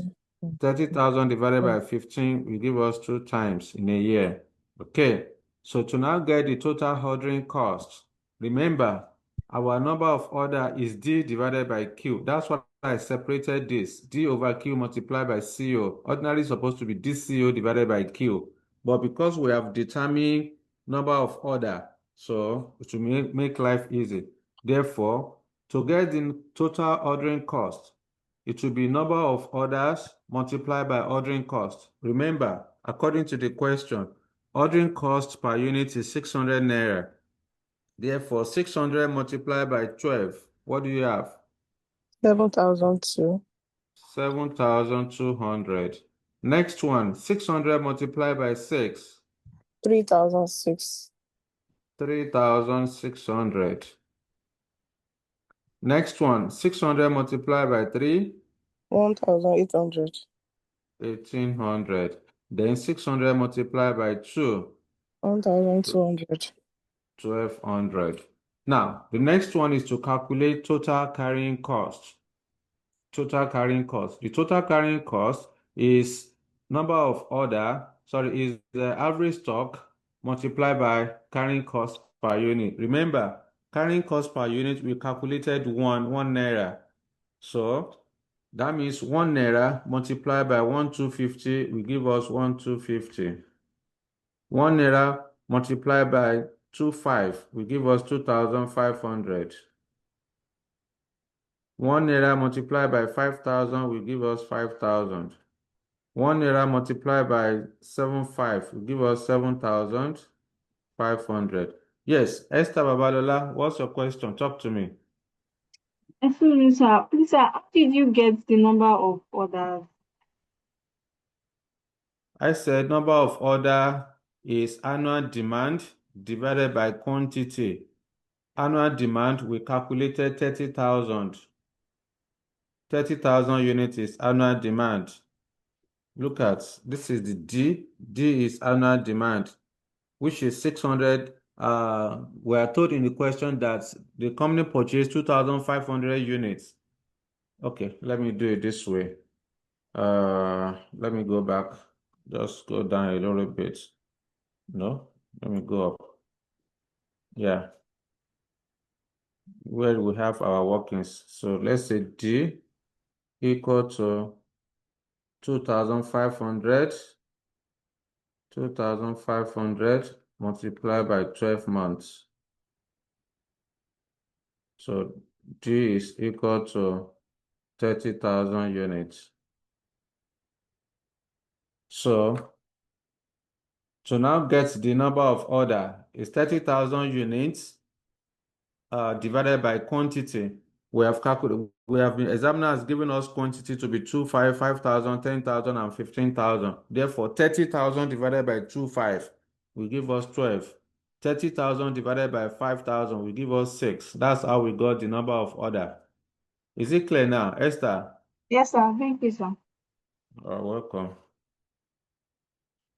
So, so the next thing we are going to do is to now determine the total relevant cost. Before we calculate the total relevant cost, what can you deduce? What can you deduce from these three variables? Let's look at the quantity versus total ordering cost and total carrying cost. What can you deduce from those three items? What can you say? What conclusion can you draw? If you know it, raise your hand. Yes? What conclusion can you draw between the three items I indicated? Okay, because of time, you will notice that when the quantity is low, when we have 2,500 units, ordering cost is high, while the carrying cost is low. Ordering cost is 7,200. Total ordering cost is 7,200. total carrying cost is 1,250. But when the quantity is high, total ordering cost is low at 1,200, then total carrying cost is high at 7,500. Therefore, the higher the quantity, the higher the total carrying cost, and the lower the total ordering cost, and vice versa. All right, so I just want to point out to you. You never can tell, examiner can ask you. All right then, so to now get the total relevant cost, 7,200 plus 1,250. This will give us 8,450. Then 36 plus 2,500 will give us 6,100. 1,800 plus 1,500 will give us 6,800. 1,200 plus 7,500 will give us 8,700. Remember, the objective of any company is to minimize cost. Therefore, when you look at your total relevant cost of inventory, the lowest figure is 6,100. Therefore, this is where you are going to have your optimal order size. Okay, you trace it to the left where you have the quantity. Quantity is 5,000 units. Therefore, the optimal order size is 5,000 quantity. So I will say the optimal order size to minimize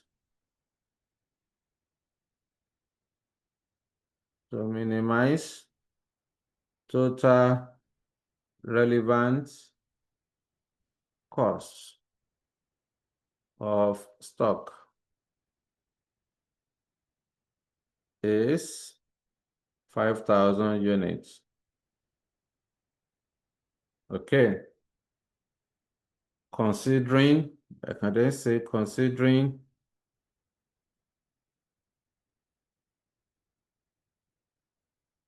the total relevant costs of 6,100. So that's that. That answers that requirement. Then,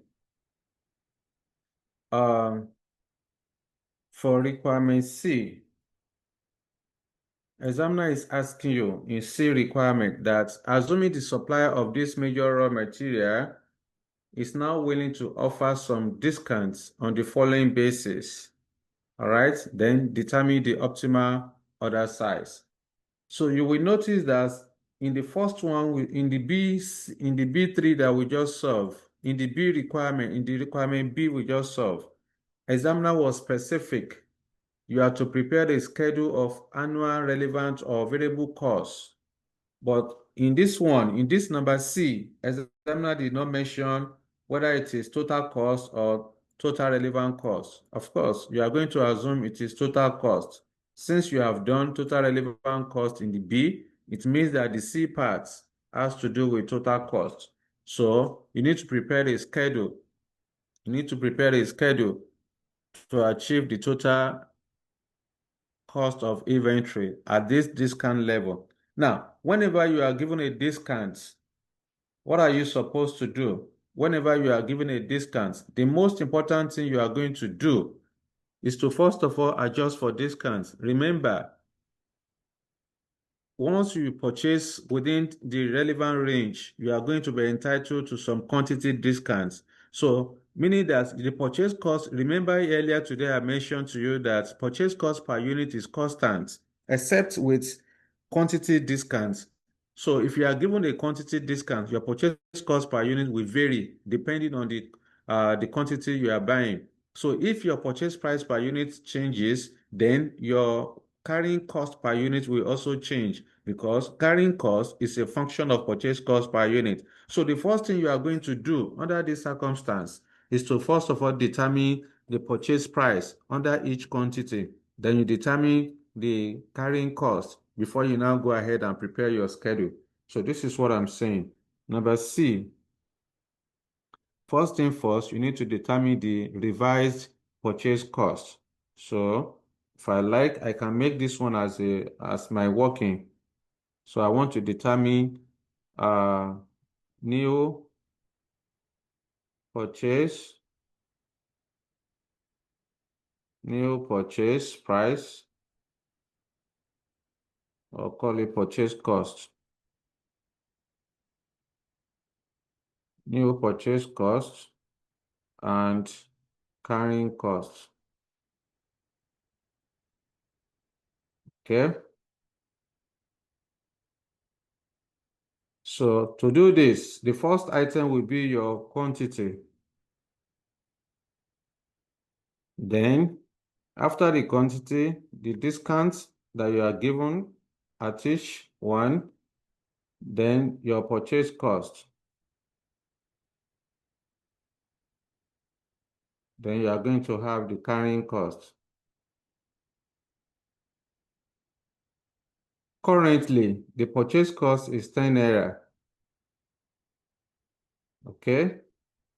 Now, examiner has told you in the question that if you purchase between 3,000 and 4,999, you are entitled to a discount of 10%. So just forget about the range. Just put 3,000, 3,000, 5,000, then 15,000. Here is 3,000, 5,000, 10,000, and then 15,000.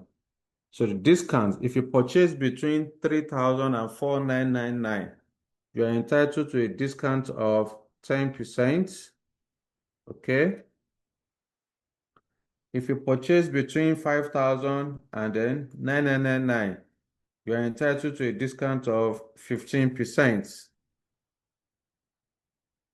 Okay. Then this one is 20%.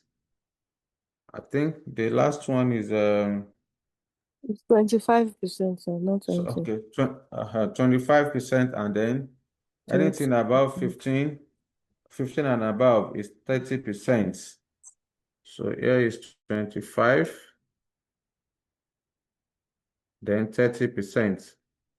Now, you see, the current purchase cost, remember, is 10 naira. The current purchase cost per unit is 10 naira.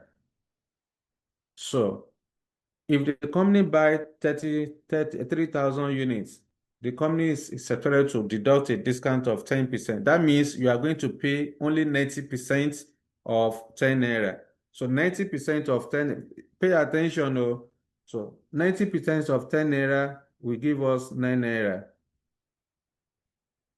Now, if the company purchase 5,000 units, the company will be entitled to a discount of 15%. That means you are supposed to pay 85% of the purchase price per unit, which is 10 naira. So 85% of 10 naira will give us 8 naira 50 kobo. This will be 8.5.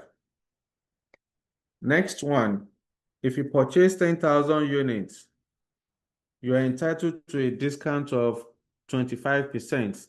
So that means you are going to pay only 75% of 10 naira, which is 7.5. Again, if you purchase 15,000 units and above, the company will be entitled to a discount of 30%. So that means you only pay 70% of 10 naira, which is 7 naira.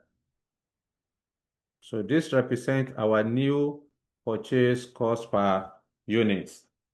Now that we have the new purchase cost per unit, then our carrying cost according to the question we are told is 10%. Is 10% of purchase cost. Therefore, 10% of 9 naira will give us 0.9, that is 90 kobo. 10% of 8 naira 50 kobo will give us 0.85.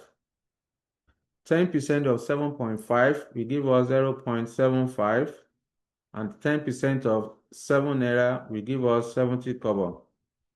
So now we have the new purchase cost and then the new carrying cost. So we can then proceed to determine the optimal order size to minimize total cost. So I can then say schedule of total cost of stock or inventory. So here you are going to create about 7 columns. So the first one is the quantity, followed by average stock, number of order, okay, number of order. Then we have total ordering costs, total ordering costs.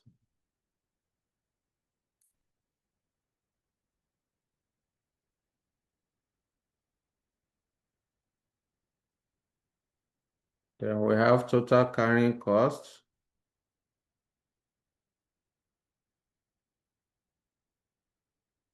Then we have total purchase costs.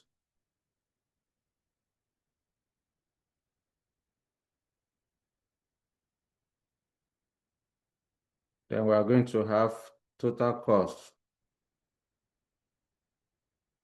Okay, so this is Q. This is Q divided by 2. This is D divided by Q. This one is D divided by Q multiplied by CC. This is Q divided by 2. Sorry, multiplied by CC. This one is supposed to multiply by CO. Then total purchase cost is annual demand multiplied by purchase cost per unit.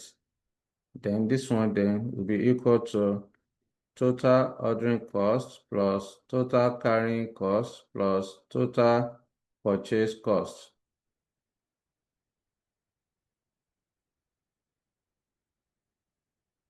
Okay.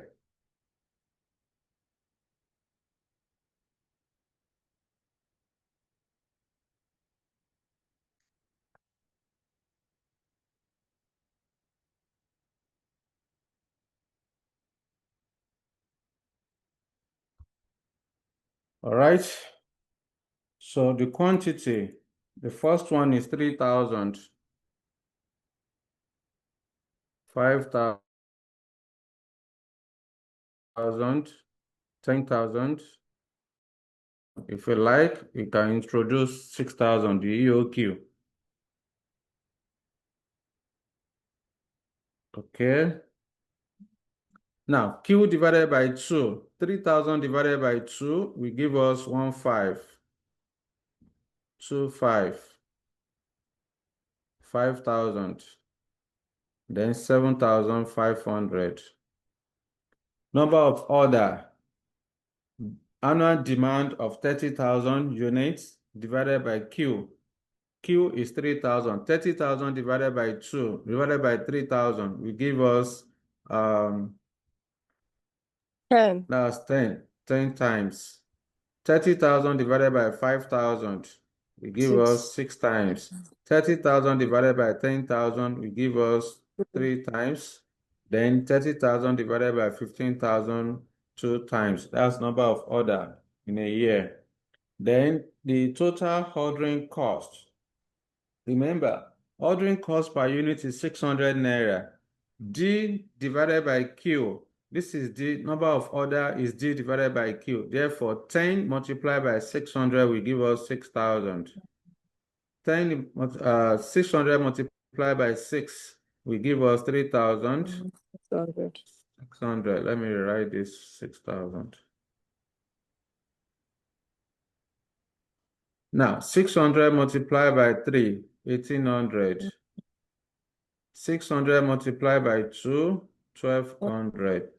So that gives us the total ordering cost. Then the total carrying cost is Q divided by 2 multiplied by carrying cost per unit. Pay attention. Remember, our carrying cost per unit has changed from 3,000. If you buy 3,000 units, our carrying cost is 0.9. Therefore, I would then say Q divided by 2, which is average stock. 1,500 multiplied by 0.9. What do you have? 1,350. 1,350. Again, 5,000 multiplied by 0.85.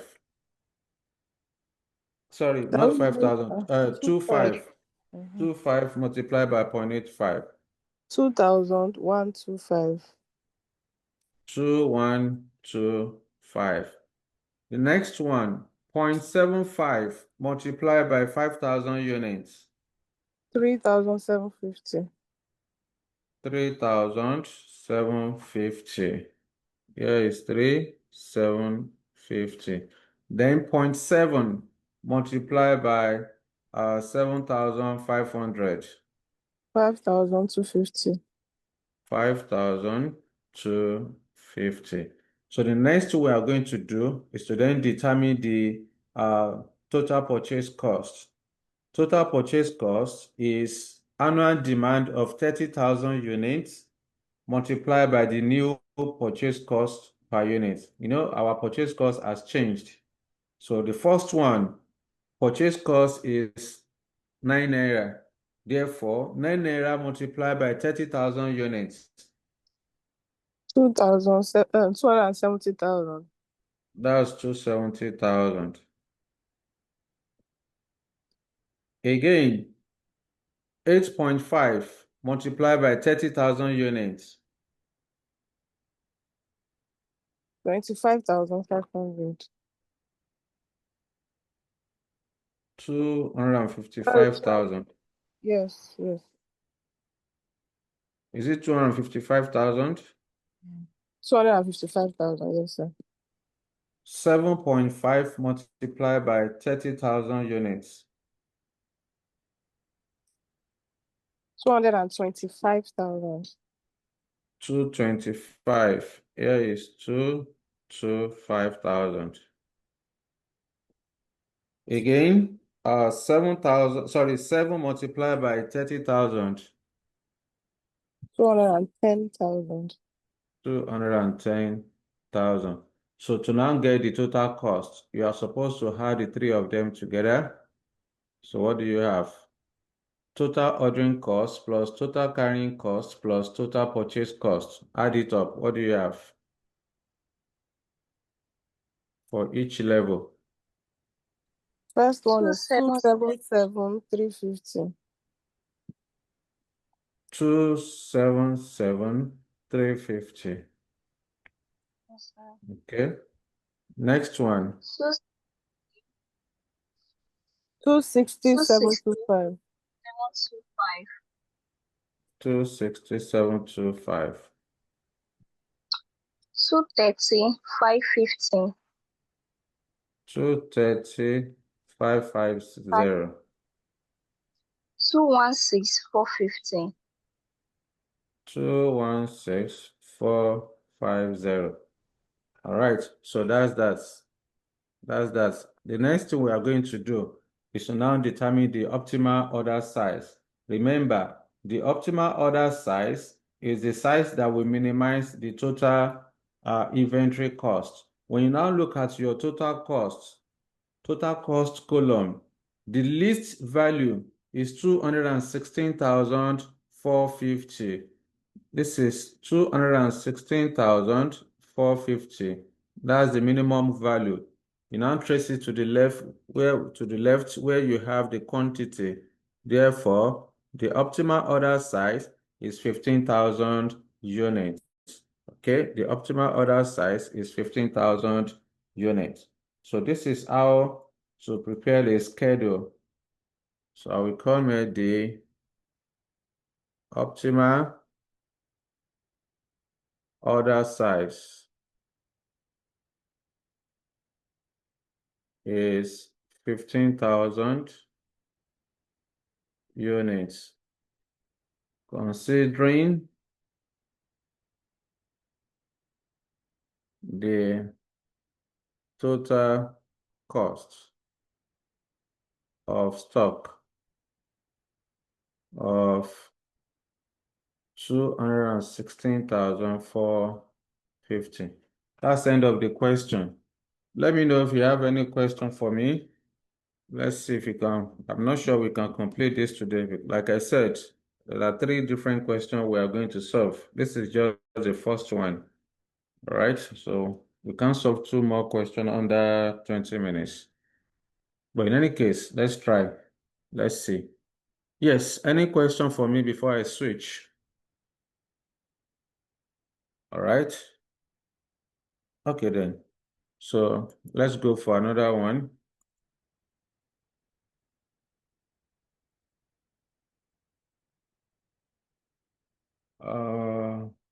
Let me see.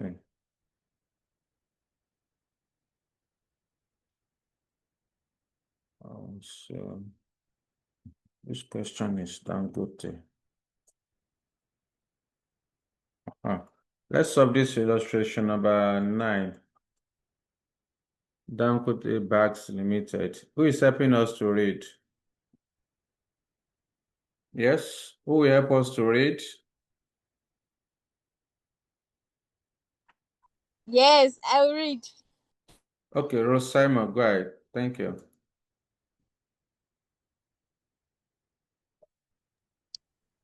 Dangote Bags Limited is a chain of retail outlets specializing in high-quality leather bags and briefcases. One of the products purchased by Dangote Bags Limited for resale is an executive briefcase case. The company sells a fixed quantity of 100 briefcases per week and 50 per year. The estimated holding cost of a briefcase is 100 naira per annum per briefcase. Delivery to Dangote Bags Limited by the existing supplier takes 2 weeks, and the purchase price per briefcase delivered to Dangote Bags Limited is 1,000 naira. The current supplier charges a fixed 900 naira order processing charge for each order, regardless of the order size. Dangote Bags Limited has recently been approached by an executive supplier of a leather briefcase, which are very similar to the existing briefcase range. It is expected that the alternative briefcase can be sold in the same quantity and price as the existing range. The alternative suppliers offers is as follows. 1. The cost of each briefcase is 960 naira. 2. There will be a fixed order processing charge of 2,500 naira regardless of order size. 3. Delivery will take 1 week. 4. The annual holding cost of a briefcase remain 100 naira per annum. You are required. A. Assuming Dangote Bags Limited continue to purchase from the existing supplier, calculate 1. The EOQ, that's economic order quantity. 2. The total cost of stocking the briefcase for 1 year. B. Assuming Dangote Bags Limited switches to the new supplier of briefcase, calculate the economic order quantity. 2. Total cost of stocking the alternative briefcase for 1 year, and determine if it is financially viable to change to this new supplier. C. Discuss 2 limitations of the above calculation and describe briefly 2 non-financial factors to be considered into account before a final decision is made. D. Assuming there is an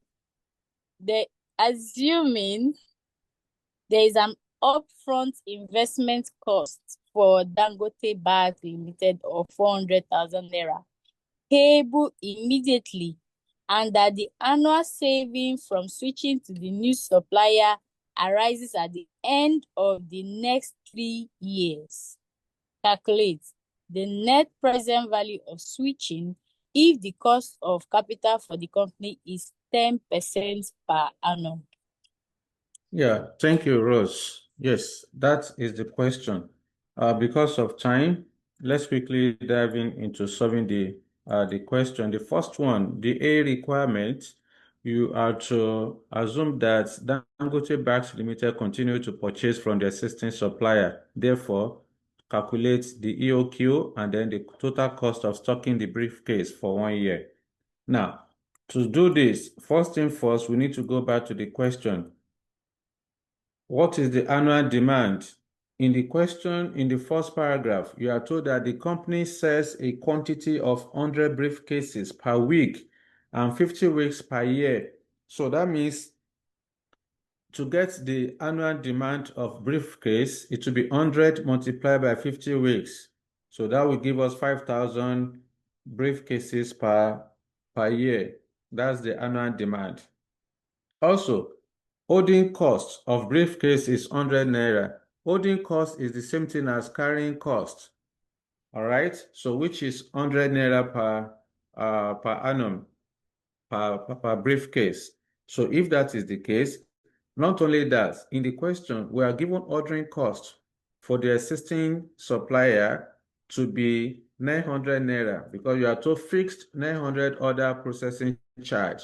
All right. So considering the available information, so we want to calculate the EOQ and the total cost for the existing supplier. So let's dive in straight to solving this. All right. Let me see. Let me go to the next page. Now, Dangote Bags.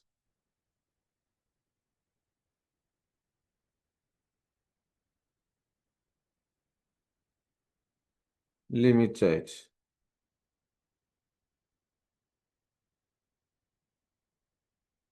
All right. This is solution to illustration.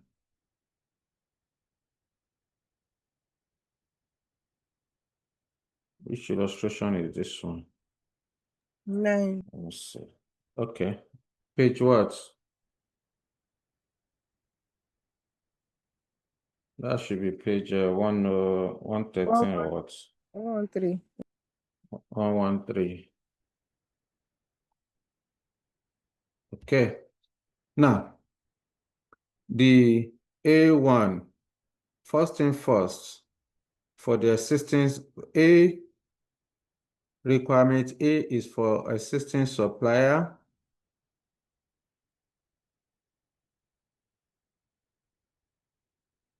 So under the existing supplier, examiner wants us to calculate EOQ. And you know that EOQ is 2 multiplied by annual demand multiplied by ordering costs, then divided by carrying costs, find the square root. So 2 multiplied by annual demand will be equal to 100 briefcases for 50 weeks in a year, 50 weeks in a year. So multiply by 50, then multiply by ordering costs. The ordering cost of the existing supplier is 900 naira, fixed 900 naira order processing charge. Okay, and then this is 900. Then carrying cost is equal to 100 naira. Here is 100 naira. Then you find the square root. So for the existing supplier, EOQ will be equal to 2 multiplied by 5,000 multiplied by 900, then divided by 100 naira. You find the square root. So for the existing supplier, it will be equal to 10,000. Let's just get the final answer. So this will be 10. 90,000 with the square roots. Yeah. Find the square. Everything. Find the 300 square. naira. 300 300. units. Rather. Okay, this is 300 briefcase. 300 briefcases. For the existing supplier, EOQ is 300 briefcases. This is the quantity of briefcases that must be purchased. This is the level of briefcases to be kept for the company to be able to minimize total inventory cost. Number high. All right, we have to calculate total cost of stocking briefcases.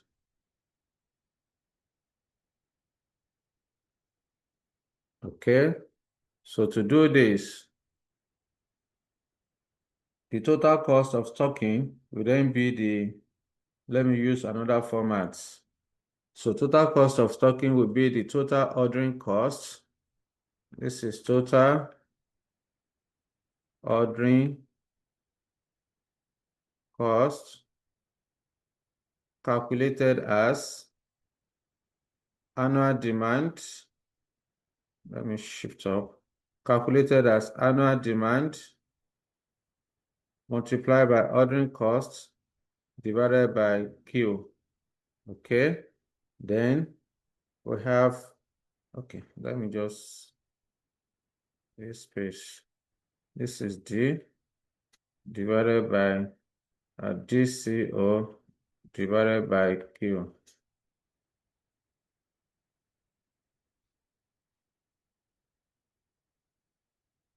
Then the next one is total carrying cost. The total carrying cost is quantity, which is EOQ, multiplied by carrying cost per unit divided by 2. And then the third one, figures are in Naira. Sorry.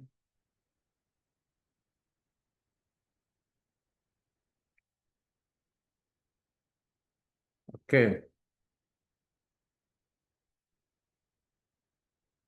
The third one, which is total purchase cost,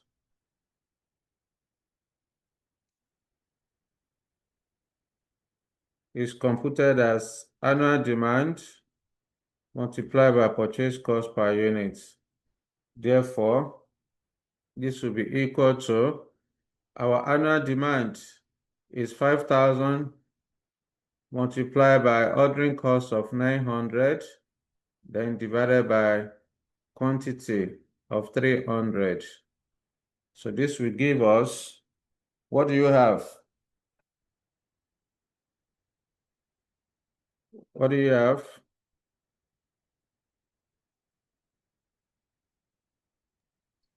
Are we still 15,000 together? naira. 15,000. 15,000 naira. Okay. So to now get the total carrying cost, it will be EOQ of 300 multiplied by ordering cost of 100 naira, then divided by 2. Again, 30,000 divided by 2 is 15,000. Then the third one will be annual demand of 5,000 units multiplied by purchase cost per unit from the existing supplier is 1,000 naira. We are told that purchase price per briefcase delivered to Dangote Bags Limited is 1,000 naira. So here multiply by 1,000. This will give us 5 million naira.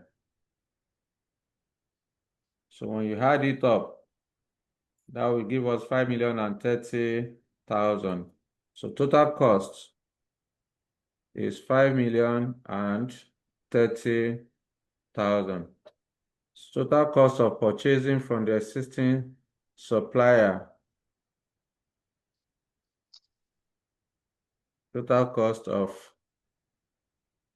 stocking briefcases from the existing supplier is 5,030,000.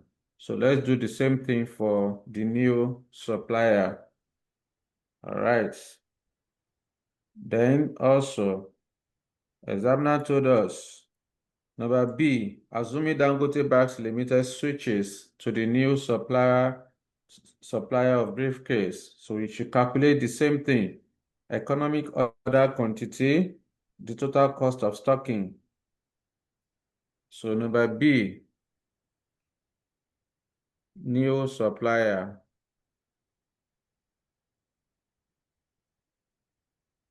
All right.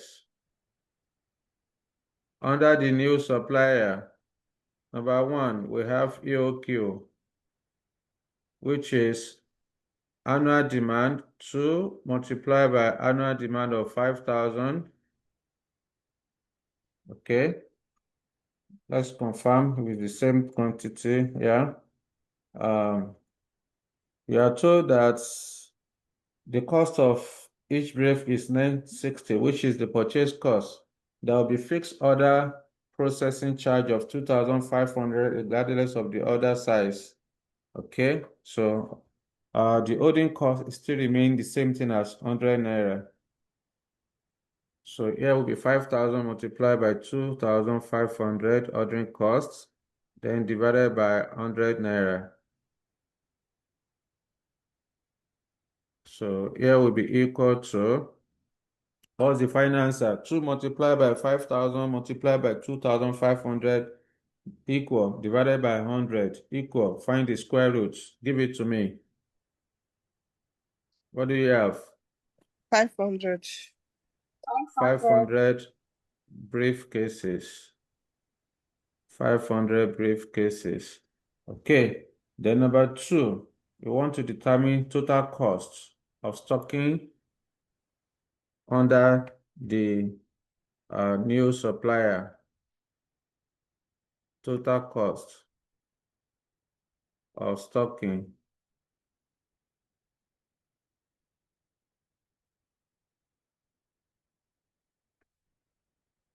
So again, the total ordering cost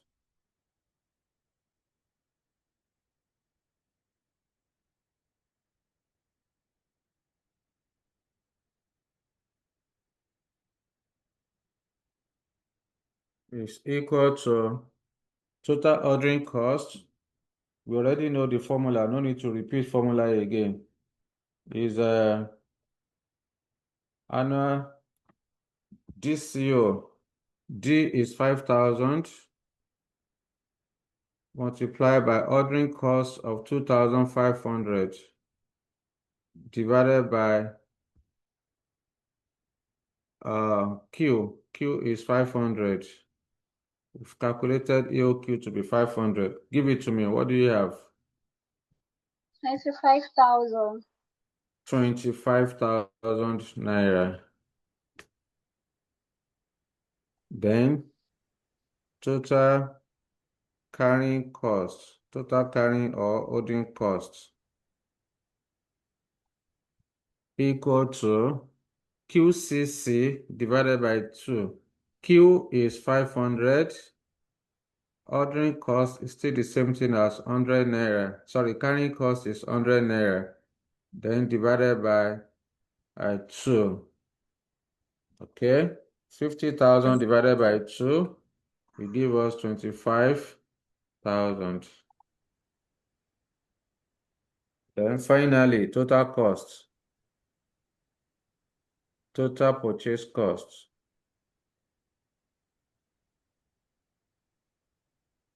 will then be equal to annual demand of 5,000 briefcases multiplied by purchase cost. We are told that purchase cost from the new supplier is 2,500 naira. Sorry, 960 naira. So multiply by 960 naira. So what do we have here? 4 4.8 million. million.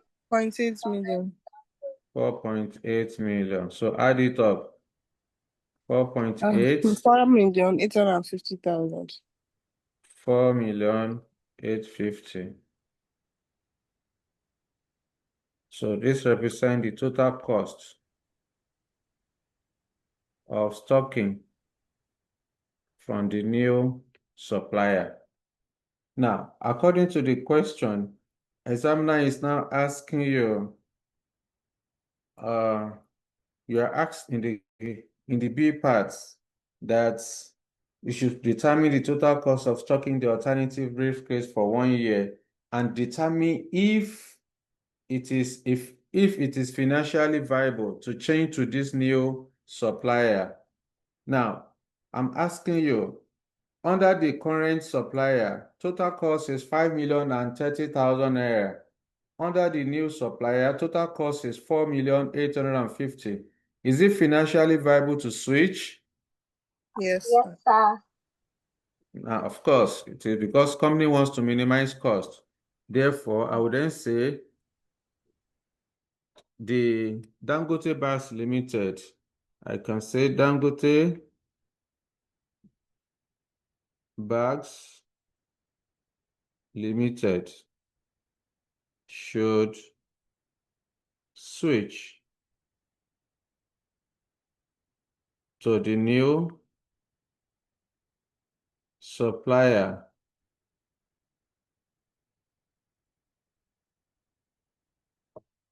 considering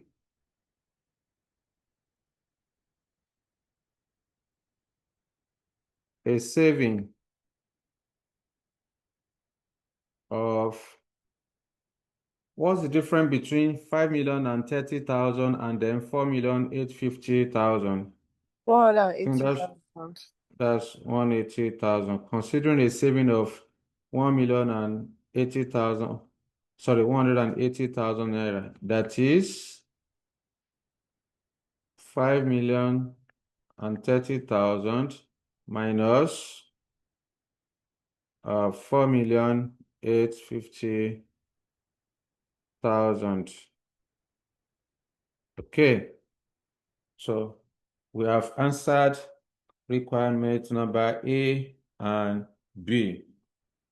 So for requirement number C, examiner is asking you to discuss two limitations of the above calculation and describe briefly two non-financial factors to be taken into account before a final decision is taken. So two limitations. Now, the limitations, to answer this question, the limitations associated with EOQ is inherent in the assumptions of EOQ. Number C1, limitation. So like I said, the limitation of EOQ, the limitation of EOQ is embedded in the assumptions of EOQ. What do I mean by that? All the underlying assumptions of EOQ, they are not practical. They are not feasible. All right. So that's one of the limitations of the model. So to answer this, we can talk about we can say the limitation of EOQ is inherent in the assumptions of EOQ. For example, the EOQ model states that purchase cost, carrying cost, annual demand, ordering cost are known and constant. This is not a realistic assumption.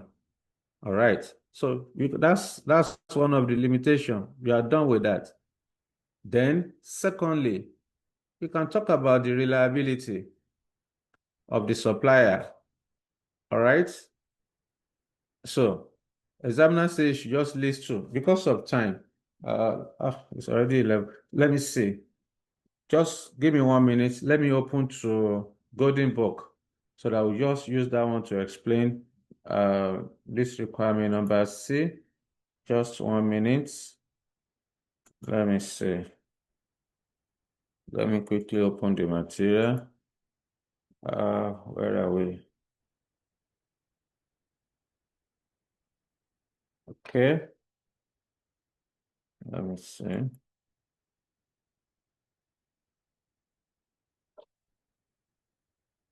All right. Let me, sure.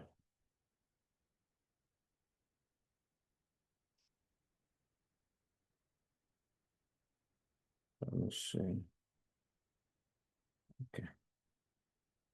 Now, like I said, to answer the number C1 requirement, so you can talk about the purchase cost, annual demand, carrying cost, the ordering cost, which of course, according to the assumption, we are told that the purchase cost, the carrying cost, ordering cost, and annual demand are known and constant.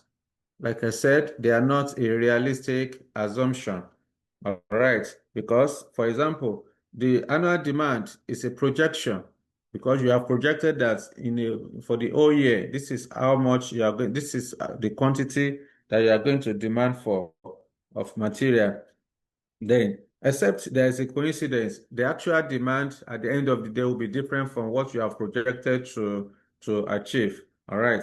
So again, there may be a change of annual demand due to seasonal variation. Remember, there are some period in the year where customers buy more of a customer's product. So due to seasonality, annual demand is certainly going to change. All right.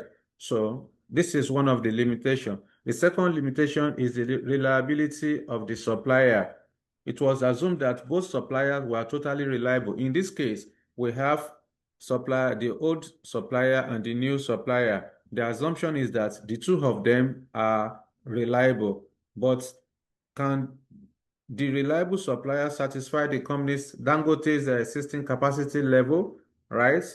In practice, the lead times may be slightly different from what was initially agreed to due to unforeseen circumstances. You know, when you place the order for 300 briefcases, for example, with the existing supplier, due to one reason or the other, the lead time may be different from what you projected to what, I mean, when you intend to receive the briefcases. There may be a delay before supplier takes place, all right? So because all these things happens in practice, unforeseen circumstances can limit the ability of the supplier to deliver as planned. Then also, we need to consider the storage space. Another limitation is storage space. Right now, we are buying 300 briefcases from the old supplier. Now we want to increase to 500 with the new supplier. You need to be sure that you have sufficient storage space to accommodate the additional 200 units of briefcases. Okay, so this is a limitation. Then you need to consider manpower. Currently, you are producing 300 briefcases. Now you want to increase to 500. So does the existing manpower have the capacity to produce the extra 200 briefcases at the current wage rates? Additional costs may be incurred if there is need to employ additional labor, and then the cost of training the new workers. So all these are the limitations associated with this calculation. Then number C2, the non-financial factor. What are the qualitative factors to be considered on these briefcases from Dangote? The first one is the quality of the briefcases. Dangote Bass Limited will need to ascertain if the new supplier can maintain the quality level of its briefcases. However, after sales service should be further negotiated with the new supplier where there are defects or where the briefcases malfunction. So this has to do with the quality. Then the next one is the reliability. All right. So is the new supplier reliable and can supply according to specification?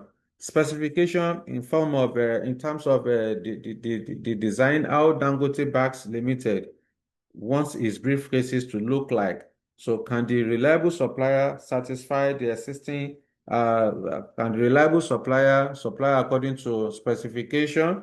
Okay, so again, that's a non-financial factor you should consider. Another one is design and packaging. Good design and well-packaged products may appeal to many customers. The new supplier may be requested to present and demonstrate on how the new design and packaging of the briefcases will appear, including the color of the products, whether it is consistent with the company's preferred and choice color. Of course, this is very practical. If you want to give jobs to any client or vendor, of course, you need to invite them to your office to come and demonstrate how how they want to achieve that. All right. Like, for example, they can explain the prototype. Okay, this is how it will look like. This is the color, which is, let's say our color is green. Then we want our briefcase to have a touch of green, you know. So we just want to make the design to be unique to the company. All right. So you consider design and packaging. Then the last one is degree of secrecy or proprietary information. All right. Many companies operate in a business environment where competition is highly stiff. So Dangote Bags Limited, we need to be reassured that the new supplier can maintain and protect the degree of secrecy underlying the production of his briefcases.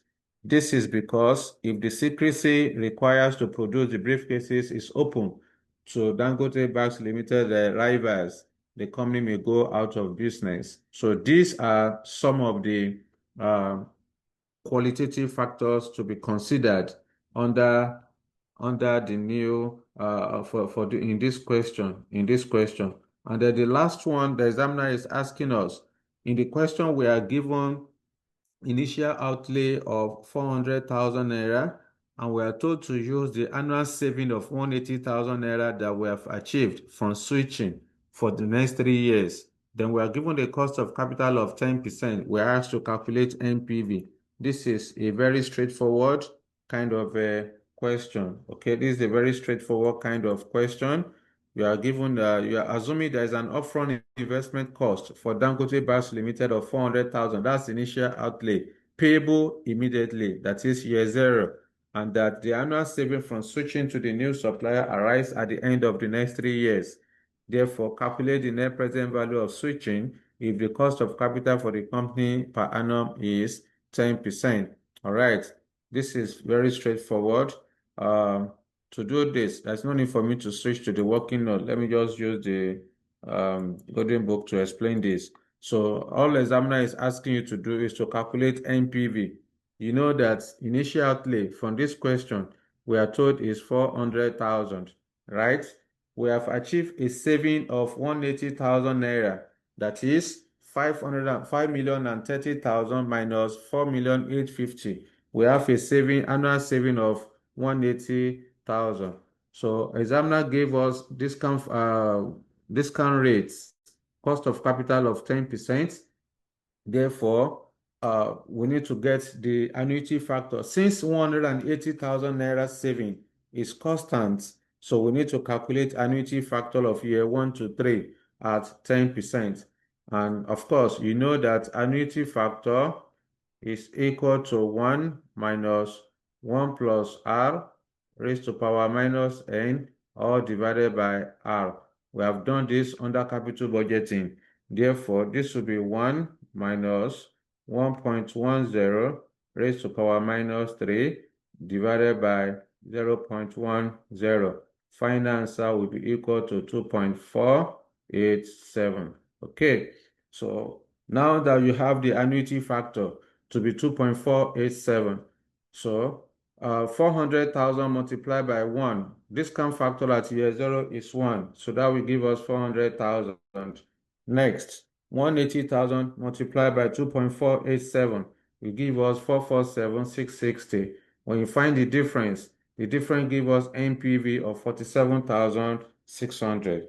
Therefore, it is financially viable to switch to the new supplier, considering the positive NPV of 47,660.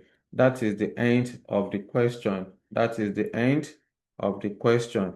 Let me know if you have any question for me before we close the class. We are 14 minutes over. I don't want to delay you. Some of you have even disappeared. Good. All right. So let me know if you have any question for me so that we can close for today. Now, we have one more illustration under this. If I like, I can make it two, but one more, at a minimum, one more illustration. And this has to do with question under inventory level. How do you compute maximum stock level, minimum stock level, reorder level, average stock level, and then stock turnover level? So that's what we are going to calculate for next time. All right. So if there's no further question, I want to say thank you for your patience and for the extra minutes you provided. We're going to meet on Saturday by the grace of God when we shall complete this. Then thereafter, we start business valuation. Yes, okay, talk to me. So, any particular question you can recommend for us to attempt ahead, maybe I like an didn't get. assignment? There are several examples in the study material, so you can use any one of. Okay, don't worry. I will send you the assignment you will work on. All right? Okay. All right. Thank you, All sir. right. You're welcome. Okay. Good night, everyone. Bye-bye. Nice, Thank you, sir. sir. Good night. Yeah, bye-bye.